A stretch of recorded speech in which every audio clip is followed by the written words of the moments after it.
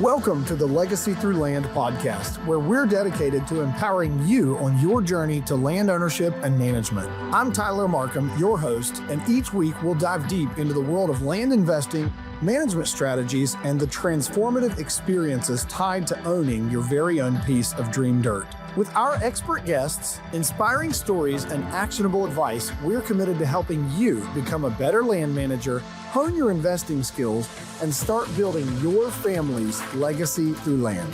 Now, let's dive into this week's episode. We hope you'll enjoy. What's up, everybody? I have no idea what we're doing tonight, but we just ate a fat steak. Drake's behind the It's a computer. computer, but you have we got a new light, we got a fake light, we got all this other stuff, but we got the boys in from Ohio, Wisconsin, right? Ah, yes. Right. So this is the Brackett Show, and kind of legacy Acres Land Companies. we're gonna do a inclusion into the land of Lincoln. Right? Yep. So it's all about land tonight. This is the Brackett Show, but we also call it Full Metal Bracket. What do you think of Full Metal Bracket? Because Jared loves it. So the reason my agent came up with it way back in the day at Kaplan Staller in Beverly Hills and everything, and she said, we need to come up with a show called Full Metal Bracket and whatever. And I've always put it on the back burner, but I really thought it was too arrogant, this and that. But now as an old man, Jared's listen to nobody has that opportunity. That's an incredible opportunity. It's a great name for a show. It's your hot take on dang near everything on the planet. You need to go with Full Metal Bracket. And I said, well, I'll compromise. We'll do the Bracket Show, but the type of show that we'll do is a Full Metal Bracket Show, which is where we just shoot it up live, have a couple different cameras as we get that one thing working, and then have different guests. And then there'll be other things that I really like, just like the land life stuff and get into whitetail equity stuff. And so I think there's fun brands underneath Bracket Show. And, because you could do Aerofliction, you could do Fear No Evil, you can do Full Metal Bracket, but you know what style you like. And I don't know if this one's going to be the call-in version, but I know the land life call-in version, kind of live action during the rut, was very successful during the hunting season. So Full Metal Bracket tonight down here in the basement, just kicking it. We got a bunch of new sheds from this year, and we went with the purple, and we got Wolverine with the headphones on, and we have Wes, David, and the man, the myth, the legend. No, go ahead.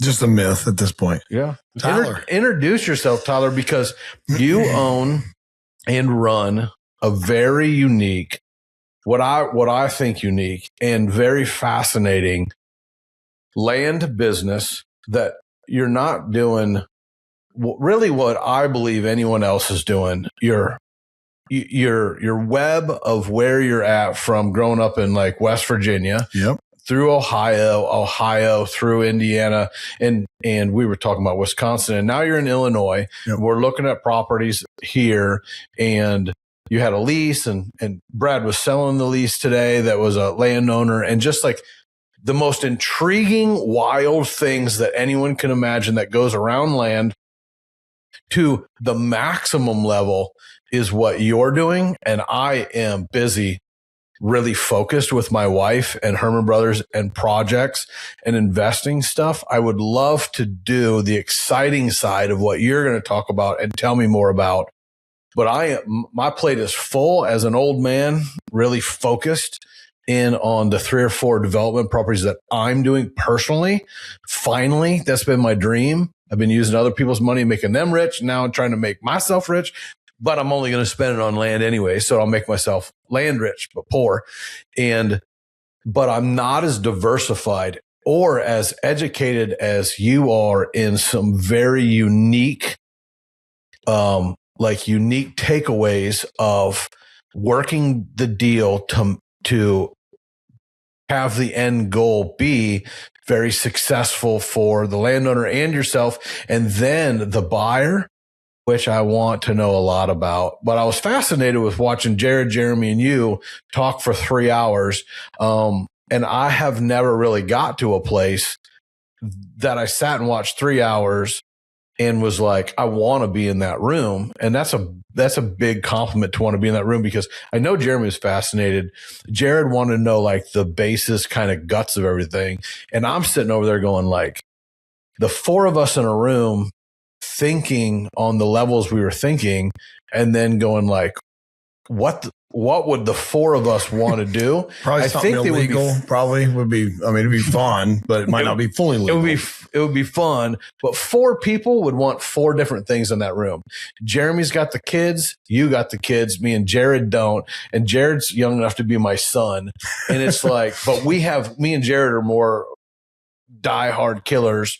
And you just said something to me earlier is like, I want to be that. I want to do that in the next 5 years, but you've been making a way so you can do that. Yeah. And so I like the four different dynamics. So what is the title? Because I don't want to get it wrong. I don't watch a lot of your stuff, but it is in my algorithm daily. And that is David. So you have David. That is all David. Yes, and sometimes I'm like, he is wound up all the time. Who does he remind me of? He reminds me of a younger version of myself running around the camera, all wound up, whatever. I'm like, if I can ever rein this guy in, he's going to get it. He's going to get more white hairs in his beard, and he's going to get like very focused and then look out. And right now, dude, you guys are doing some really cool stuff, but tell me the brand. Yep. And the short version of your mission statement of what you're doing, if anybody doesn't know. Because if they know me, they either know Arrow Affliction, Fear No Evil, poacher, convicted poacher that yells at his cameraman, redeemed by the Lord, doing God's work now to where I have my full purpose and I'm completely healed.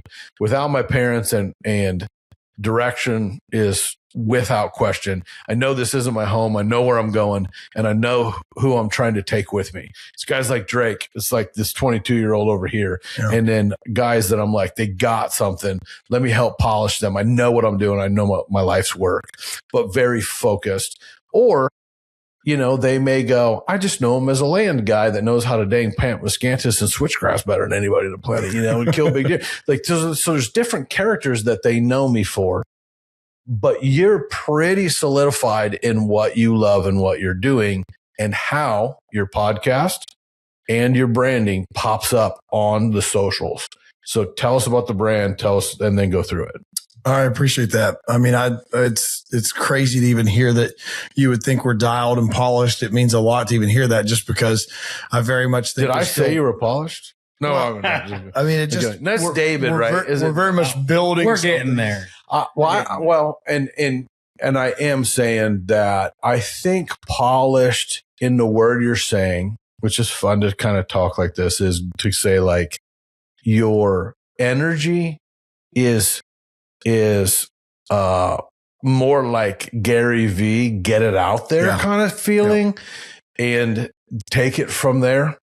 And so that's kind of what I mean is like not to be scared to put it out there. Yep. But it's good quality. And you just like now throwing up one camera and having the four of us and pulling a mic off the thing and putting it up. That's your style too.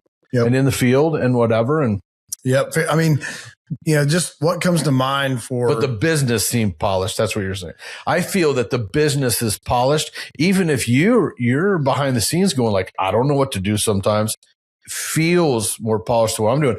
I don't even have a website, and I have enough going on, so I can't imagine. That's kind of a flex, though. So don't discredit it. Well, dude, I've been fortunate. I've been blessed. I've been on the scene for a long time. I've done it. I've whatever. And if somebody's calling me, they got a reason they're calling. They're calling because they want the deer dead and they want the ultimate. They want the ultimate ride. Where you're at is, I feel that you're everything from a PA guy coming to Ohio to coming out to Illinois is almost like we were saying earlier, like, I don't know what to do with my hands, Ricky Bobby, but I'll still do it. But I'm in. Let's race. Let's race. I mean, so what's the name of the company? Legacy Acres Land Company. And, I always say, like, I feel like that word legacy, it's overstated a lot. And I really soul searched for a while when I knew kind of, like, I have this ethos that God's put on my heart of like, what do I want to do? Now you're like Trump Jr. Ethos. Tell my dumb butt what ethos means. So I would say it. Let's get spiritual for a second. For me, ethos is a yearning. I have a yearning in my heart where I want to say something. I want to create something through a business that can help pass on a legacy. When I think of like, I was basically raised in the outdoors by my grandpa. Yeah. So you want something connected barefoot in the grass, in the dirt, organically holding you to something is what ethos would be in your definition and how I'm taking that. Yeah. I mean, when I think of legacy and like, what is the pass down, all of the fondest memories that I have as like a little boy and those things that, and I've heard you talk about this on other podcasts. These are these defining moments that are in your life that shape who you are. All of those defining moments that I can think of as a little boy, they all were centered around dirt in some aspect. They were centered around outdoors, whatever. They were always on dirt. And so I struggled with, do I name a company Legacy Acres Land Company? Do I say legacy? Because it's just, I think it's a really saturated term and I don't like it. I'm going to clean that up because I like to look at it from weird spots. Here's why I would guess that you would go with legacy. I don't have children. I don't leave a legacy except for, is Drake going to take it all over and fish my lake out here and catch all my bluegill with my nephews? Like, I don't have a legacy to live. I don't care about anything except for my Lord. People knowing that I gave my life to Christ and was changed. And people think it's like, oh, well, he got in trouble for poaching. No, my show was Fear No Evil for a reason. I was scared to fly. The only verse I knew was Fear No Evil. And I would repeat it while I was scared to fly all of his country to be a superstar. I believe that you were probably drawn to legacy because you have 3 beautiful children. I do. And to leave them something that you're building, I know why you get up in the morning. You get up in the morning because your wife's at home with the kids, you told me, and that you're like, I want to build a legacy. I want to do it with men. I want to build something. And I would say that's why you're drawn to legacy. Is that the ethos of it? Well, did I use that right? Yeah, that word, like it, it sounds like super sexy, but for me, what was a buzzword? Like they did have that show. That's why I said Trump Jr. was like, they did have like I'm watching Outdoor Channel. It's like ethos, the outdoors. And you're like, yeah, okay. Ethos is vernacular for sure. Yeah. I heard somebody even say this like last week. It's not so much about what you leave with someone, but what you leave in someone. And, we talked about this earlier at dinner, like, I'm getting to a stage where I care as much about making sure, like someone like Wes, as a young man that can watch the things that I'm doing and watch the mistakes that I've made and learn from them, that we talked about this, the ride time in a truck, I'd rather coach them, teach them, and mentor them through watching from a firsthand basis, front windshield basis, how to be in the trenches, how to just journey, and that it's not pretty, and that it's ugly, and it's really tiring, and it's really relentless.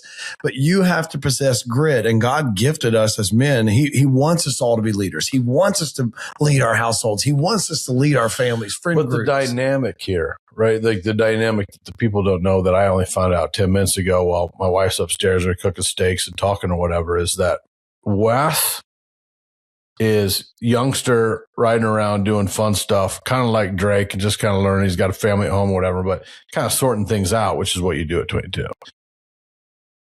6. I said 32, but you're 36. Yeah. Yeah, I like it. But you don't have the great dude. 40 years old, my beard went white. Now, it might have been the feds at my door that turned it white, but it turned white like that. David, you believe in the Legacy Acres movement and said, hey, man, you're doing this. I don't want you to do it alone. And because when he said, like, I want to make sure that I'm mentoring somebody like David or whatever. He didn't use, I'm not putting word in his mouth, but the feeling I got was I'm breaking down these doors. I'd love David to storm them with me. Yeah, I think me and Tyler, our relationship is more of a build together relationship than a mentoring one, Like I'm at that stage in my career where I had been somewhere for 10 years. Well, you're looking to find the 10X button. 100%. And he is definitely onto it because I know what real estate has done for me, having a mind to it, to not concentrate on 16 things, but to concentrate on like 2 things, right? And then watch that even micro in the last couple months, the business I've done by focusing just on this and being able to say no.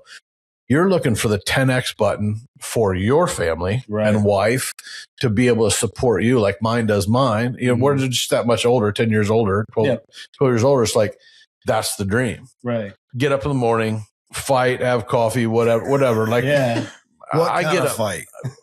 Oh, if you weren't fighting while you're married, you guys are about married. Like wrestling, you mean like?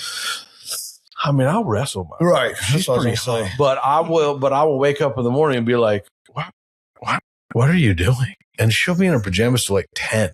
And I'm like, we have a list. Because women just don't, bro, we just don't have like, guys have that weight that we carry of things. Gotta get done. And my wife some days will just check out, and I'm like, yo, we got stuff to do. So that's our fight in the morning. And I'm like, I should leave. By the time I get back, you'll be ready to go. But you're looking for that 10X button from what you've been doing to team up with him, whether it's land investments, whether it's the media side. There's so many. When you're hanging around 4 people, you know, you're the 5th of what you're doing, and scalability and money and real estate and investment, holding land, nothing in land goes down. If I put in switchgrass, if I put in switchgrass, I can harvest it, dude, and give it to the barnyard, and they need bedding. My miscanthus, same way. You can chop it. I don't know of anything in the real estate side with wildlife, with the good stuff putting into it, that is a bad investment. So you're trying to 10X, partnering up with this guy. Right. And so when you're talking about that, that's what you mean is like, I want to lead the charge. And what is like the mission statement with Legacy Acres? Like, is it one home run? I know the answer. Is it one home run? Is it a bunch of base hits? Is it the legacy? At the end of the day, staying up since 3:30 this morning, driving across here, making things happen, meeting new people we never met, shook hands, broke bread until this evening. Is it about those stories and that legacy and those connections with men over that dirt swapping? Or I know for a fact that your dopamine button and your connection is when you meet that landowner that's like, I'll sell it, but is there more? And you love to show them, hey, I can hit your goal and at the same time, watch what we do here. And they get a kick out of it. Yeah. And I mean, I always tell sellers, like, it may surprise them, but real estate for me is as beneficial to understand what they are trying to accomplish as the seller as it is for me ever to transact on the deal. Number one, I always say the deal will never happen if we are not going to mutually benefit. It will never close. It never does. It's not. And so I said the thing that I love about putting together these deals is they're always mutually beneficial, or they won't close. Everyone gets to win at the table. And if there's realtors involved or title companies, attorneys, everybody at the table gets to win when a deal gets put together. But the thing that I have just realized in all these real estate transactions that I've done that's the most fulfilling to me really is I like seeing people's difficult chapters in their lives. And because a lot of times the deals that I'm buying, someone's motivated to sell for some reason, or there's some kind of distress for some reason. It's pretty rare that we're buying either something. Downsize or it's pretty rare. There's no emotional distress one way or the other. It's pretty rare that it's just a cool hand loop deal and we're all just exchanging money. If it's their third farm, they're like, just make sure I get 800,000. But if it's your main thing, or the thing your father left you, or you got great memories, or whatever's tied to you, there's some kind of emotion with letting it go. And where's the juice worth the squeeze? And where's the splitting hairs? And hey, as long as you give me this, I'll be cool. But man, I'd like to take the timber off of it. My daddy always said that we had 50 grand worth of walnuts. Can we pull those walnuts first? And you're like, yep. And it'll only make the cover better. But I think you like the wading through it. I know that pretty lady upstairs loves the human dynamic to it. I love the art of the deal. I love the so deal you love the art of the deal. Yeah. I hate it. And there's a lot of people like that, and a lot of people that are who I would consider great friends of mine in real estate and outside of that have zero interest in the acquisition process. Yeah. And you said it earlier, but I love to turn stones. I love to turn stones. I am a sucker for a deal. I love to find that next deal. I love the chase. But but it is not one-sided. I have just as many people that have to get a deal. Yeah. I'm not that guy. Yeah. I would rather buy it over market and leave just you get it over with 30 seconds and go make that extra money. I always tell people jokingly, but it actually works really well. I tell any seller or anybody I'm working with, I am allergic to paying retail. I'm allergic to it. Dude, I got friends and clients like that. Well, the last one that Kirk made like a lot of money on, he looked at me and goes, "Do we ever buy anything under appraisal?" And I'm like, not if I see it.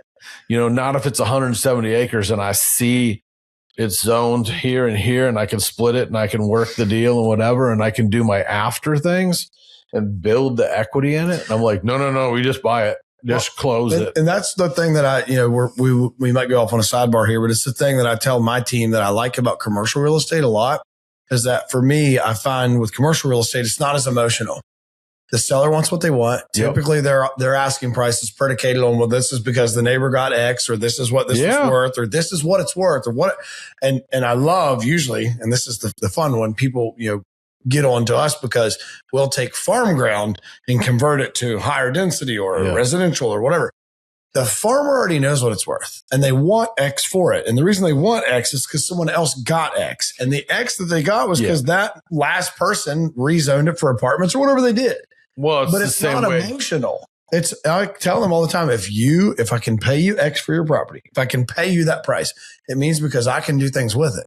I can increase the density or I can change the positioning. So I'm happy to pay you that because it means I can do something. So I tell them day one, this is not emotional, that we don't have to get emotional about the price. I think we can do it. Whereas, the recreational farms, there's kind of there's an art to it. At least for me, there's an art of, I'm going to go in and try and force appreciation by what we're doing here. And you have Chris has coined way cooler words, whitetail equity. And it's it's a beautiful thing that you do because it is real. You force appreciation into that property. It's niche, but it's specific to whitetails and land and habitat. If I'm going to have to go in and do that, and that's how I'm going to make my money on recreational land, great. That's one way. But I just always like to buy a recreational piece a little bit under what retail is. So I have the safety to know if I've got to exit this thing quick, I can still make some money. With commercial land, I'm like, when you say, wait, hold on a second. When you say commercial, are you talking about outside of Columbus or something that you can split down? Like, I didn't even know you did that. I don't really know. We don't do a ton, but it's more of an aspirational. We have a 3-tier recreational land is like 80% of what we do right now. Hunting farms. Okay. This is the part I'm gonna big brother you. Yeah. Slow it down, baby. We've done like commercial deals. I care about what you're saying. Yeah. You don't have to skim over it. Yeah. And anyone listening, they're here and listening because they want to hear what you say. Me being mastered the TV and did this and the wars or whatever, you'll watch me change my tone of what I'm saying in presentation because my wife talks fast and she talks for her to get it out. Yeah. And I love that woman and I want to hear what she has to say, but she doesn't get that because she's wired to get it out because she doesn't know if she'll forget it. I want to know what you're saying. Sure. So if you slow that down for me, commercial real estate is not the big deal. But when it happens, you're saying, perfect example. One of my best buddies on the planet, I talk to him about every day, him and his boys and his wife. Shout out to the Corbins up there.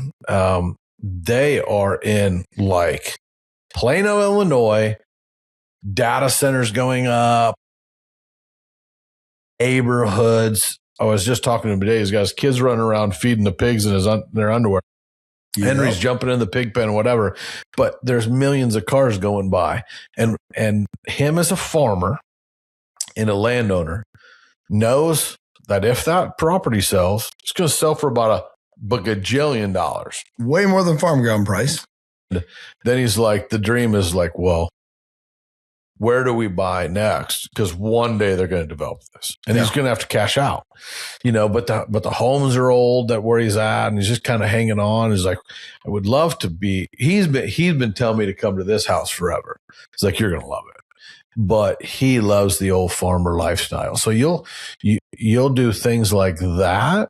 So we have, today's 26 and 24, we actually put 2 what I would have called commercial deals under contract, where we contracted the property.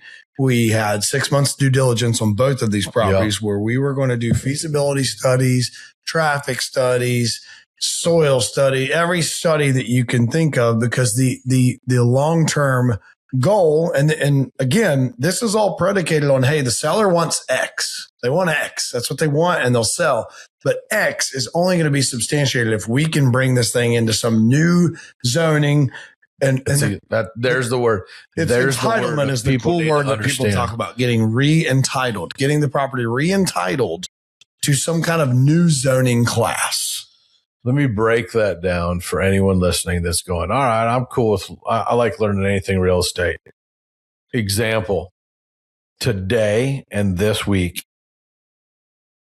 my partner, bought a piece of property for $7,500 an acre as a large chunk. Property was split by a road. One was ag 1, 25 acres or more. Or I think this one happened to be 20 acres or more. So we split off 22, the best of the deer hunting, sold the ag off, gave it an access, had an easement. One day it's going to make an amazing house when the road goes through. Sold the ag to a guy wanting to hold, needed the building. He's got a great investment. He's getting at rate he bought it for, whatever. He's probably getting a 5% return for as long as he wants to hold it. Ground continues to go up at the same time, 7%, 10% as the ground appreciates, and then has that. But at the same time, right on the other side of the road is R1 zoning, acre and a half in Tazewell County. So I went, okay, what Jackie Workman at Tazewell County, working with her zoning, and said, what is the easiest that I don't need any inspections for septics and whatever? And they said 7 acres. That's the magic number. And I went, cool. Can I split 7 acres as many as I want? As long as you have 60-foot road frontage. I was like, 60-foot road frontage and 7 acres. That's what I need. Sometimes they'll allow shared driveways, and you get into these nuances of each county and township. And every one of them is different. So if you're ever in a rabbit hole and you want to do cool stuff, go educate yourself. County engineer. Go talk to engineers. Go talk to. So that's and they're usually super helpful. Like, it's intimidating to go ask, but they're normally doing a boring job, and they got into that job to serve people, but people most of the time don't come in. So they're just fielding stuff anyway. So they're actually, Jackie Workman, I know, is absolutely she loves Jody, but she's entertained with my crazy ideas. We're like, what's he doing now? Oh, he could do that. He could make a neighborhood there if he wanted. And I'm like, well, I don't really want to develop it. Right. But the 7 acre thing, I got to make, on year 2 of having my real estate license, I got to develop Whitetail Ridge, name it. What do you want to name the subdivision, Chris Brackett? And you're like, I don't know. Whitetail Ridge sounds pretty freaking good. And I thought for a second, I went legacy, but then no, it didn't have the ether, guys. It just didn't have the ether. And then so I went like 7 acre increments and made my own, sold all of them at 15 an acre. For 7 acres. And so made myself money, made my owner or my, what you would just call investor, it, a buyer, investor, whatever. Yep. He made quite a bit. Yep. And then and then splitting off the tillable, it was, I want to say 100 acres or what. It was $1 million straight up. And it was $5,000 more an acre. And so like we killed it on that thing, and I made my percentage and I made my development percentage, and those things are different, but they're not all like that. But I think if somebody was listening to us talk about real estate, why they would hire Chris Brackett, real estate consultant and real estate broker in Illinois to represent them as a seller or a buyer would be because of all the things we're talking about. Correct. And the reason that they would want to work with somebody like you, they were like, I don't really want to re-educate myself on all this stuff. So I'll just sell it to Tyler boys. I'll just let them do all the fun stuff. And I just want to make my money, but I want to watch what they're going to do with it. Yeah. Well, and I immediately gravitate to in that scenario, seller financing components, just because. And this was the part that intrigued me. I've done it, but I did it with my investor buddy where I'm like, dude, if you don't want to wait for this to sell, I'll just buy it for the, tell me what you want right now. And he's like, I'd take this to get out. I'm like, okay, I'll risk the next 6 months and do the work to it. And because I just called Herman's and got an excavator in there, ripped down these trees and made it more presentable as a lot. And then was able to make 10, 15, 20 extra $1,000 on it. Yep. And people go like, well, how are you making this extra money? I'm like, well, just get with a real estate professional. Someone who thinks outside the box. I mean, that's it. There's such a traditional mindset across the country that you're not going to find me in a sundress showing houses. I mean, I'm not doing it. Pretty cool. Jody would be pretty cool with that, but I'm not doing it. I mean, you probably could sell a lot, especially in Columbus. That'd be a good look. Yeah, that's fair. The other guys, no. I have heard things about Columbus. Yeah, seriously, that would count. Columbus. Yeah, there's a lot going on for sure, and it's not in the land game. But no, I believe I would have to call it bear realty. Yeah, you would. Yeah, I'd be a bear. Yeah. I mean, it'd be some AI stuff. I think it'd be pretty good. Yeah. I can market that.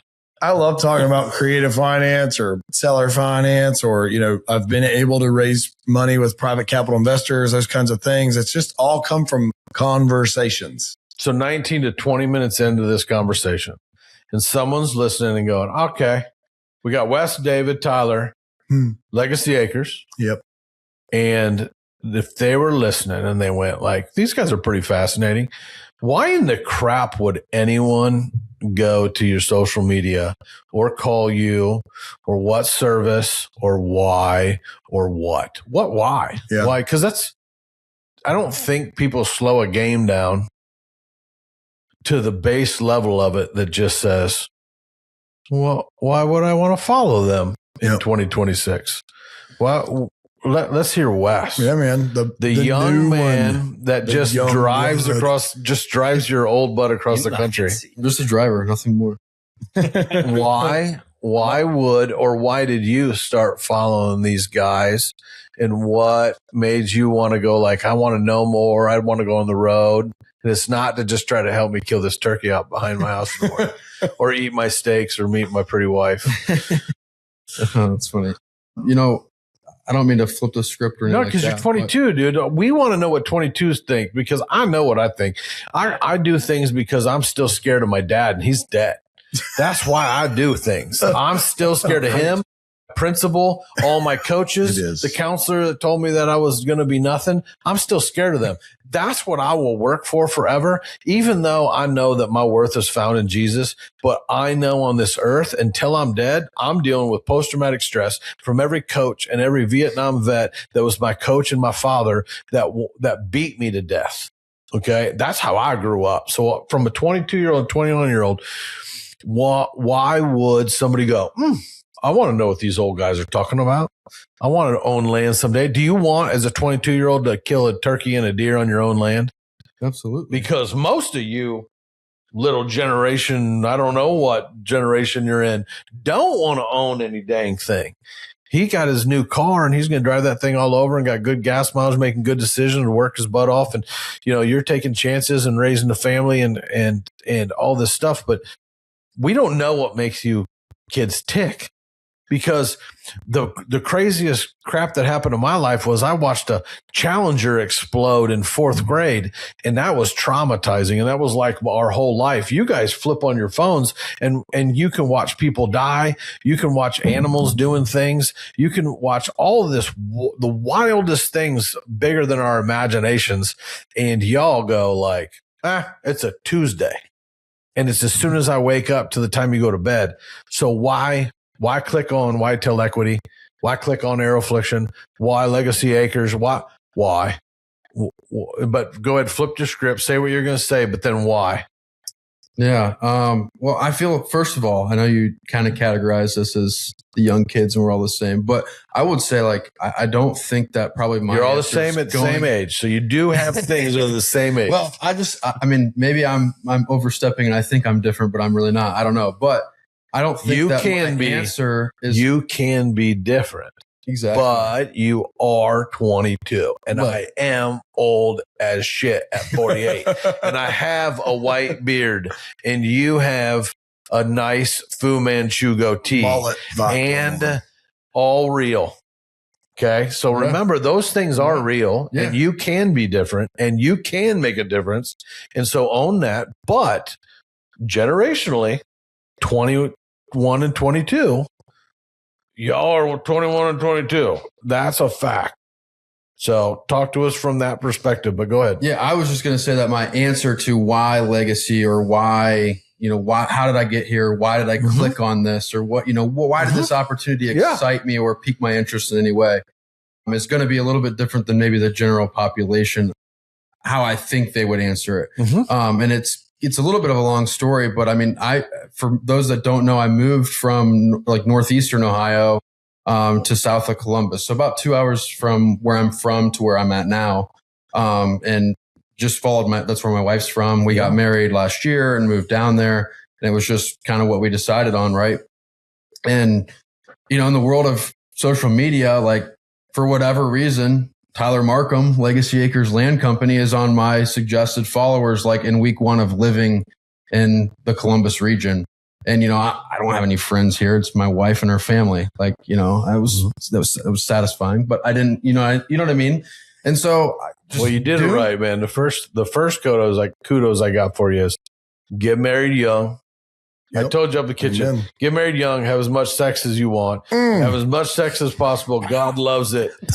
Bam. You get a beautiful wife. You covet your marriage and you love life. And the cool part is everything else will be gravy, honestly. And that would be me talking to a 22-year-old version of myself. So like kudos to that, because now you can do anything.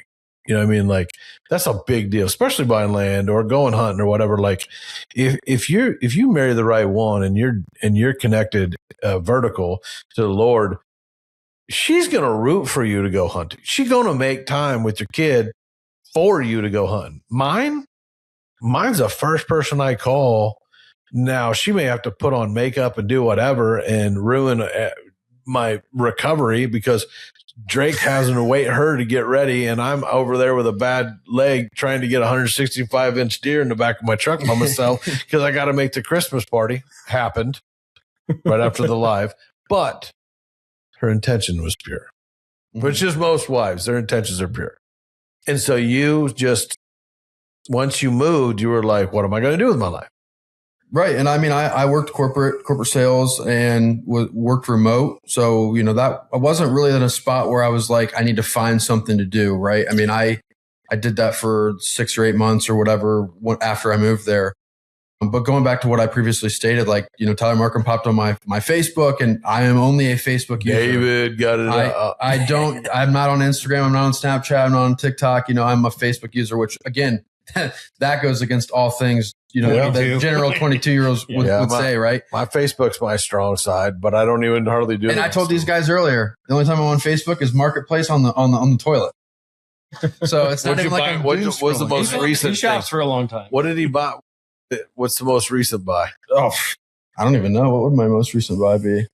I know mine was a disc that's sitting outside by the tractor, hooked up to the tractor. I'm kind of a window shopper, and I like to send things to my boss and be like, hey, you should buy this. You should buy this. Hey, you should buy this. I almost sent one to you today. I was like, yo, you could buy your brother the exact old school OG Columbia outfit with the bibs and the jacket, just like I gave you. I gave one. I'm like, dude, listen, you gotta wear this. But when you would click on it, is it because you want to know more about land? I'll be honest. Originally, no. Originally, it was just a Tyler West thing. It wasn't a West's career in Legacy Acres. Was he because he was doing one of his land wild men? No, seriously. In all seriousness, the excitement was it the excitement? I was in a place, and I still am to this day, but I was in a place in my spiritual journey where the most overwhelming thing, being in a new region, being without, blood brothers that I grew up with, those kinds of things, was I don't have any spiritual partners, right? Like I have my wife, and my wife and I love the Lord. We seek the Lord every day. Like, you know what I mean? I have that partner, but there's just something different. I mean, we all know it about a guy to guy relationship and spiritual talk, even, to go a step further. Yeah. Iron sharpens iron. I just came across Tyler's profile, and I'm just at this point, maybe I'm on the toilet. I don't know. So you didn't even know the lands. I had no idea this dude owned his own company in real estate until he posted that he had a job opportunity, and I was like, dude, this would be sweet. You can back off that mic because he's even louder than me. You're good. You're good though. You're right there. You're good. I'm passionate.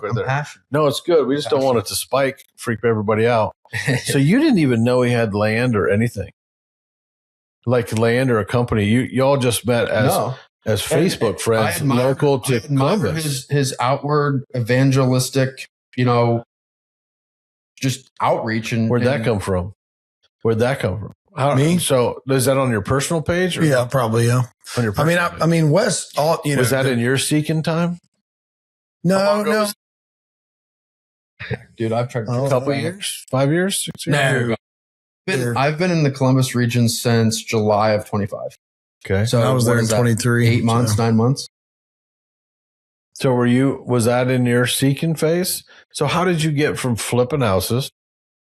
Well, and where I was going with that question is that if Drake had never seen him wound up doing his exploring the land and talking passionately about whatever, and David's putting it on the internet, I know that if somebody went, why would you watch me? Well, I can tell you that when the mushrooms are popping, you know instantly what's happening in the Midwest, in land, in hunting, in killing, whatever's going on. The content that I'm putting out is as close to live as possible, even when I film live. So I find a purpose for Whitetail Equity is that what's happening now, if you're not paying attention, I may say like, listen, dude, full moon 30.3 across the Midwest. Y'all need to be in a tree. That was why somebody would follow my content. Now all of a sudden you might get educated between food, fish, mushrooms, deer, elk, opportunity of buying land, education here, how to plant switchgrass. You need a consult, shooting. Well, you never know with my stuff, but with his stuff. So you met friend wise, and then you didn't even know you wanted to get into land. No, I mean, I was kind of on a weird roller coaster with my last job of just, hey, this is a good opportunity for a young individual like me. Yeah. Let's ride it out. You like land? You like land now? Here. Yeah, I love land. And I've always been attached to dirt. Like, I've grown up in the outdoors. Hunting has always been my number one passion. Yeah. And really, frankly, kind of my only passion, right? I mean, I was a baseball player, and that was probably a close second. But yeah, I mean, I've always been around dirt. My dad has always sought to own his own ground, just never has. And obviously now with this opportunity, like I feel like I'm in a good place to help. You're going to learn a lot, But yeah, I've always wanted to own my own dirt. It's always been my dream, but I never knew that this would be the way that I'd get there. Well, most people do have no idea to get started. I was one of those people. I would have quit being famous a long time ago if I would have knew that real estate was just unbelievable to get into. And I remember for a year and a half, 2 years, I'm like, how do you buy your first? Everybody's like, you got to buy your first piece. You got to buy your first piece. You got to buy your first piece. no idea how to buy my first piece. You got to find a bag of money off the coast of Miami, dude, floating in the river, floating in the ocean to, do that first one. But it was a group of Christian men wanted $5,000 to get in. All of us throw it in and buy it as a team. And I didn't even have the $5,000. And I had to work that $5,000 off doing the labor because I had a tractor and I had the knowledge to do that. So that was my buy-in for the first piece that I ever did. And then I realized real quick that me and a couple of the other guys were the kind of the main guys. I was like, I need less people on this. Otherwise I can't make money. And then so forth. And it's wild how when you develop the knowledge, the investors come and they're like, yo, dude, if you can make me more than these other guys at my money, place or whatever are making me, I'll buy whatever you want. And then so like, what is your dream job? What is your dream as you got to travel to Illinois? You see some of this stuff, you see the land, you hear the talk. Yeah, you just kind of see the lifestyle. Where do you see yourself going? Real estate license, or just on the developmental side, putting in the food plots and making the dreams a reality out of the dirt? Or like, what is it? That's funny. And I told Tyler kind of in the hiring process, like I stumbled upon Midwest Land Group, just a Facebook ad, right? And I'm like, that was a bow hunter would voice. Be sweet. And I've talked to a guy about it. I'm like, I want to know everything about it. And he's like, well, you got to have your own truck, your own side-by-side, and you got to be able to go 6 months without pay. And I'm like, yeah, that ain't going to work. Yeah. Like I just got married. My wife is not exactly, well, they like excited security. About high risk, high reward. I was talking to one of my buddies the other day that thinks it's the opposite. He's really into the stock market. Win or lose, he's in it to try to win one day. And I disagree with it on the highest advisement of my wisdom. Everything in my life. And he is absolutely convinced that this is for him. And I'm like, who am I to say not? Right. So if this is how you feel, but this is what a reason he wants a wife so bad and he wants to be loved and he wants a wife so bad. And I just said to him, the lifestyle that you pick, if it is volatile and that daily trading is volatile, it does not create a home. It does not create stability. And stability, we know. The four of us know. I don't know. He's pretty skinny still. We know that they would rather take security over a 6-pack abs than wives would rather have security over a 6-pack abs or fast money any day of the week. And that is where the heart is, and that is what is biblical. And when I was bringing this up, I said, man, this is really, for your long-term love life goal of having a wife that you can share your life with and your son that you have and travel and have a house on the lake and whatever. And he was just very much like, I see it opposite. I think a woman will rise to that and come. And I go, I don't know a virtuous woman that's worth more than rubies to be into that. I don't know one.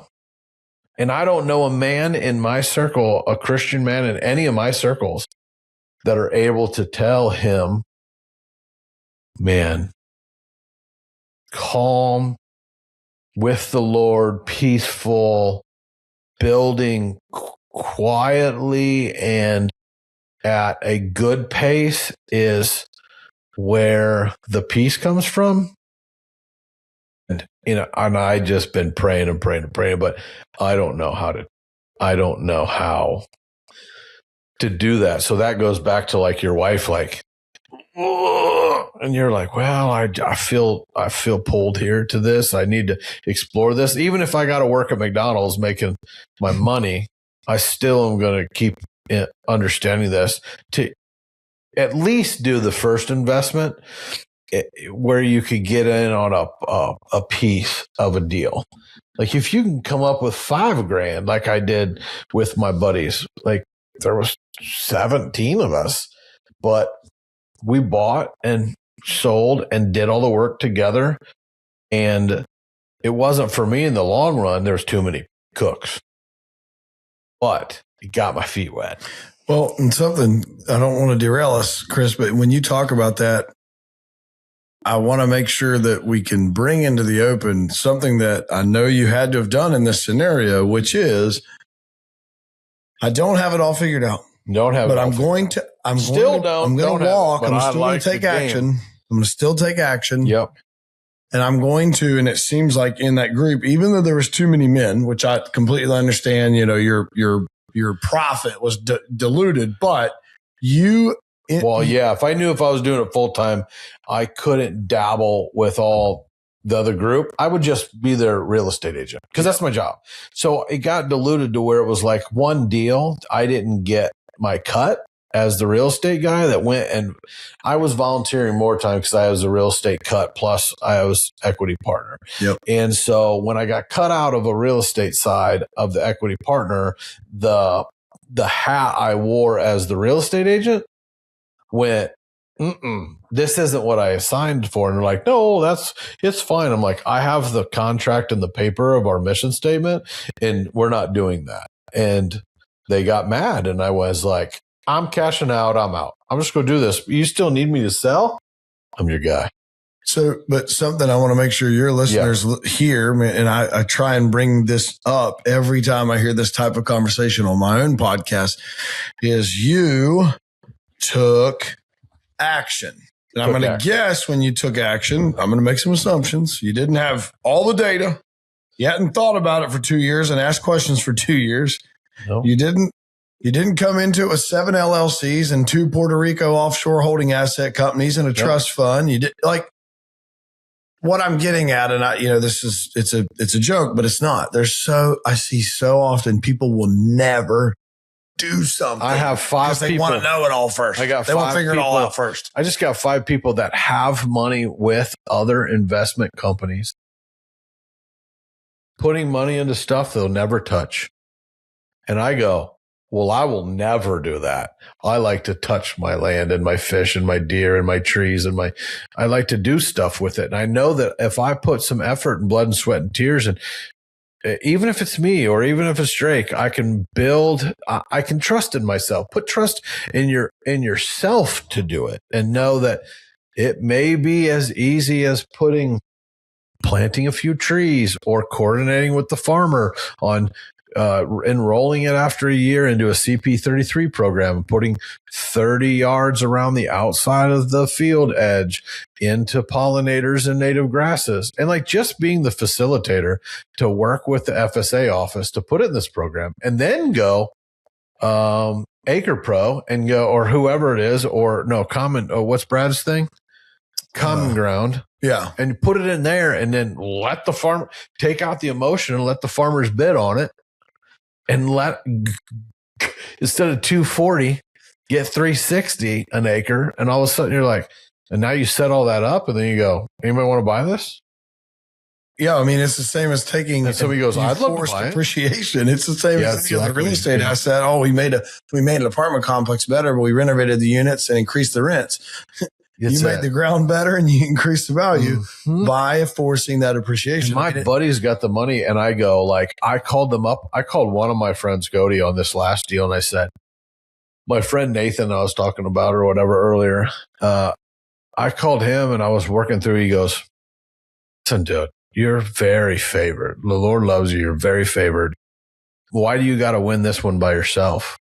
Bring in a partner. And I went, that's great wisdom.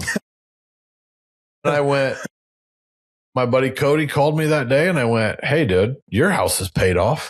You don't have a spot to hunt. Why don't you buy this with me?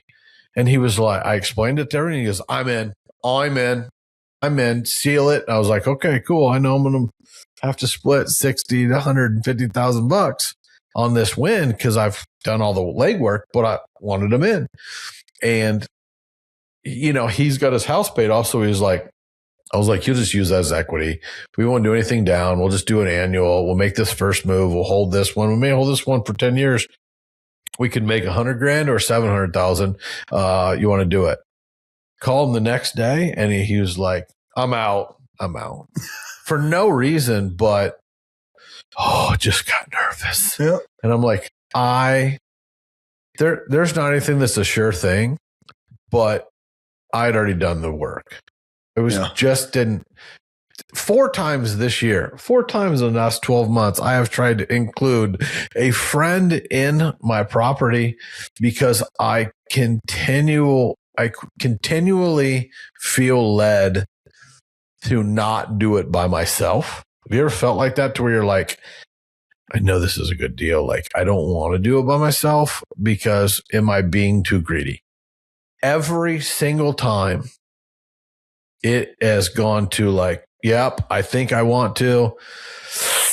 No, I just can't do the land thing yet. And you're like, okay, but at least I tried. And then I go do it and then build the equity in it. And I've got all the tractors, I've got all the stuff, and then I win. And I'm like, okay, I guess I'm going to cash out and go 1031 that into another piece. But I want to always make sure that I'm open to those. Because if I know if I just get them in one, they're going to 1031 into their own thing, and they're going to split off like I did from the group. Like, I feel like that's going to be your 10X, is you'll get in kind of even on a low side of a deal or whatever, just even where you're putting up whatever equity you have, even if it's sweat equity you're putting up, even if it's just another guy to help with the strain of the dailies or the monthlies of food plotting. Like, look at the Michigan guy. He just doesn't, I don't have the tractor, I don't have the time, I just want to, so we'll do it together. And I think that's where a group of guys, even to start off, to buy a piece that you're selling. You were talking, one of your things was like, I hear all you West Virginia guys talk about a piece just over the border and it's not close enough, whatever. Like, just buy it. Dude, like, does it appraise? Right there is West Virginia. Like, first don't question, call me. First question I would ask, if you were sitting there thinking, and you're the guy we're talking about, and we're not putting you down because we were there. All the deer are dead there. Yeah, we have this big, this EHD kick, and I'm like, I can tell you some stuff about here. There's an antler on here that's a 3-year-old super mega brow tine in the middle. I just found him, and he's out of the HD that hit Peoria County a couple years ago. Mm-hmm. And these are can you reach that one? This one? Yep. Big brow, curly. Yep. He's young. He's 3 and he's an unbelievable superstar. He comes from an EHD. Area right there. And so this is a smoker 3-year-old that's going to just be a Megatron. And he's got everything. I watched him all year, and there's 2 or 3 other ones that the class of animal in an EHD area or where they're gone. If you go in and do the sweat equity, even if it's the cover or leaving it alone for 2 years while you enjoy the build on it, next thing you know, you're creating the preferred habitat with no pressure. And those higher extreme genetics are going to flourish. Well, and I heard something the other day. So I've been really into, ever since I got on Don Higgins' stuff about releasing deer, the orange tag doe got out, the super genetics, whatever. I'm like, okay, if I'm going to open my fat mouth about this stuff, why don't I get some deer? I want to see them every day. I love them. I watch them. You guys ran off all my deer and my geese and running in circles out in my fields. We didn't hit them. Yeah, you didn't hit them. They were in the road. I looked out earlier and they're in the road, and I'm like, oh, yeah, that's great. But so going down, exploring that, I went, well, it's only like $250 in Illinois. Why wouldn't I buy some of my own deer and watch them? I tell you that to tell you this about what you said, the AHD, and then we'll get back to it. Here's why. In the research of it, I start hearing about there was this buck out of Gunslinger and big, wide, famous deer. A lot of people have a doe out of, and if they don't know, like the does carry most of the higher genetics, and it's a recessive thing to where they throw the genes, and that just happens. Well, they were talking about this buck out of Gunslinger that was a baller deer, and they bred him so much that they're like, that's going to affect his antlers. And I went, I've never heard this theory before. So if there's any truth to it, I want somebody to write in or talk about it or whatever. or leave a message or want to know about it. But that was the first time I'd ever heard like they could breed him so many times that it would have a negative effect on his antlers the next year. And I went, well, I'm growing like big thinking deer. Cattle. I mean, I don't know cattle, but thinking cattle, like they have a life of they take. The bulls have a life span. I mean, and they're not 20. So I'm thinking things like, if I'm thinking things like Donger was the buck out here, whatever, and he was 6.5, 7.5 years old, and he's 170 plus inch Megatron. He's out there. And he dropped from that to like 52 and was so healthy, but he ruled the roost here and bred. And like my farm's like a freaking park. The other house was a park. This house is like a park. But that made me start thinking like, oh, well, maybe I could have too many does. But that's a whole nother crazy theory about deer. I love the EHD reset, though. But the EHD reset was, okay, if a big deer, like some of these hammers, these 2 180s or whatever, if these deer are, and even goes back to my park experience, why couldn't I grow a 181, 183, both same year, come back year after my timeout, and this timeout is as good as it gets. Timeout bucks. And so, but I never could grow a 200-inch deer there. Now, why can't I grow that 200-inch deer? Do I have too many does that are uncontrollable because of the park? Now, this set me off on a wild rabbit chase. The whole this week was like, maybe I got to go on doe patrol if I get this 125 and this 80 back here. Like, if I can isolate them. You're tying that to if there is too many does, these bucks are stressing to breed these does because that's their genetic. My locations have not, and they will one day get hit. They've been hit with the EHD, but not at the extreme. Because out here, if people don't know where I'm at out here, is a lot of these deer spend 9 months of their year in the crops and out in the ditches, and they're away from everybody. The crops come off October 16th, the 24th. They do their bar crawl. My bucks reset. They're my deer, by the way. Yes. Yeah. They're mine. They're mine. Ricky Bobby. They're my Democrat deer that I feed. Blue. Now, the state of Illinois said that they're not my deer, that they're their deer because the farmers say that they're deer. And I say, I will adopt them. They're my deer on my property. And if my deer are not good enough, let's call them our deer since I pay taxes in Illinois. But our deer that are here live out in these waterways and these ditches and these cornfields, and then they come in October and then they stay here, and then they're pretty isolated in this spot. But not being hit with the HD I don't know if it's not a cleansing for the genetic potential to explode. If you look at Mel Johnson's buck, 1964, 204, 206 inches, killed right here about 14 miles that way. There was not a lot of animals then. And I know the year the Mel killed that buck and where he killed it. And that story is a wild one. I'll tell you sometime. But I believe. Do you know Josh Duncan as well that bought the General, the shed antlers from the General? I've kind of become friends with Josh, and the General story is incredibly similar. Yep. Where that was found, and they found all the sets in a ditch. Yep. There was no deer. Almost no deer. So no breeding. Does to breed. Full genetic potential expressed. No social stress. 100%. Food galore. 100%. Cover galore. Let's just lack of predation. I mean, let's just. Well, he was living in a pheasant ditch because they found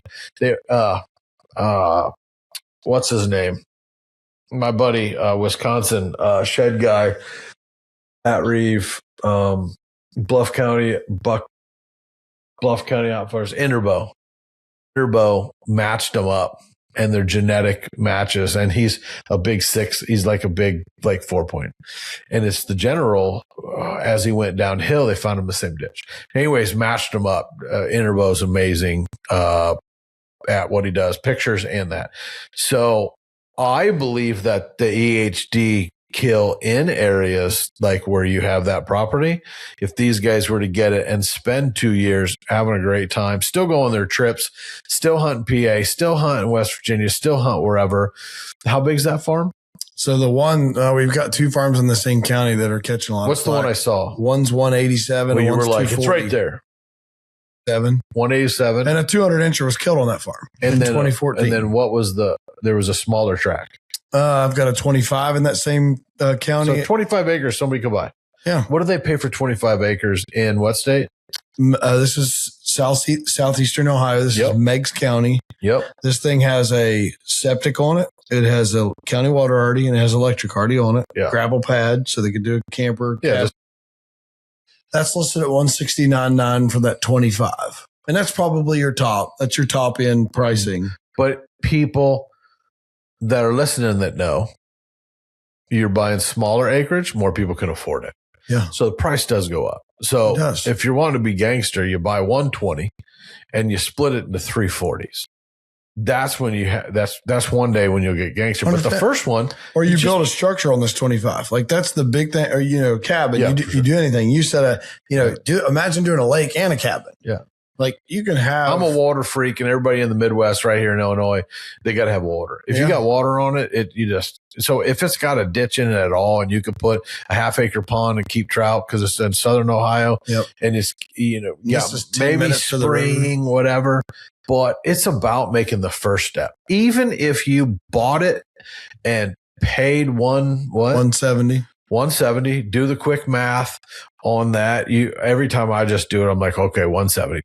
At 170, you're at 15 grand a year. Maybe.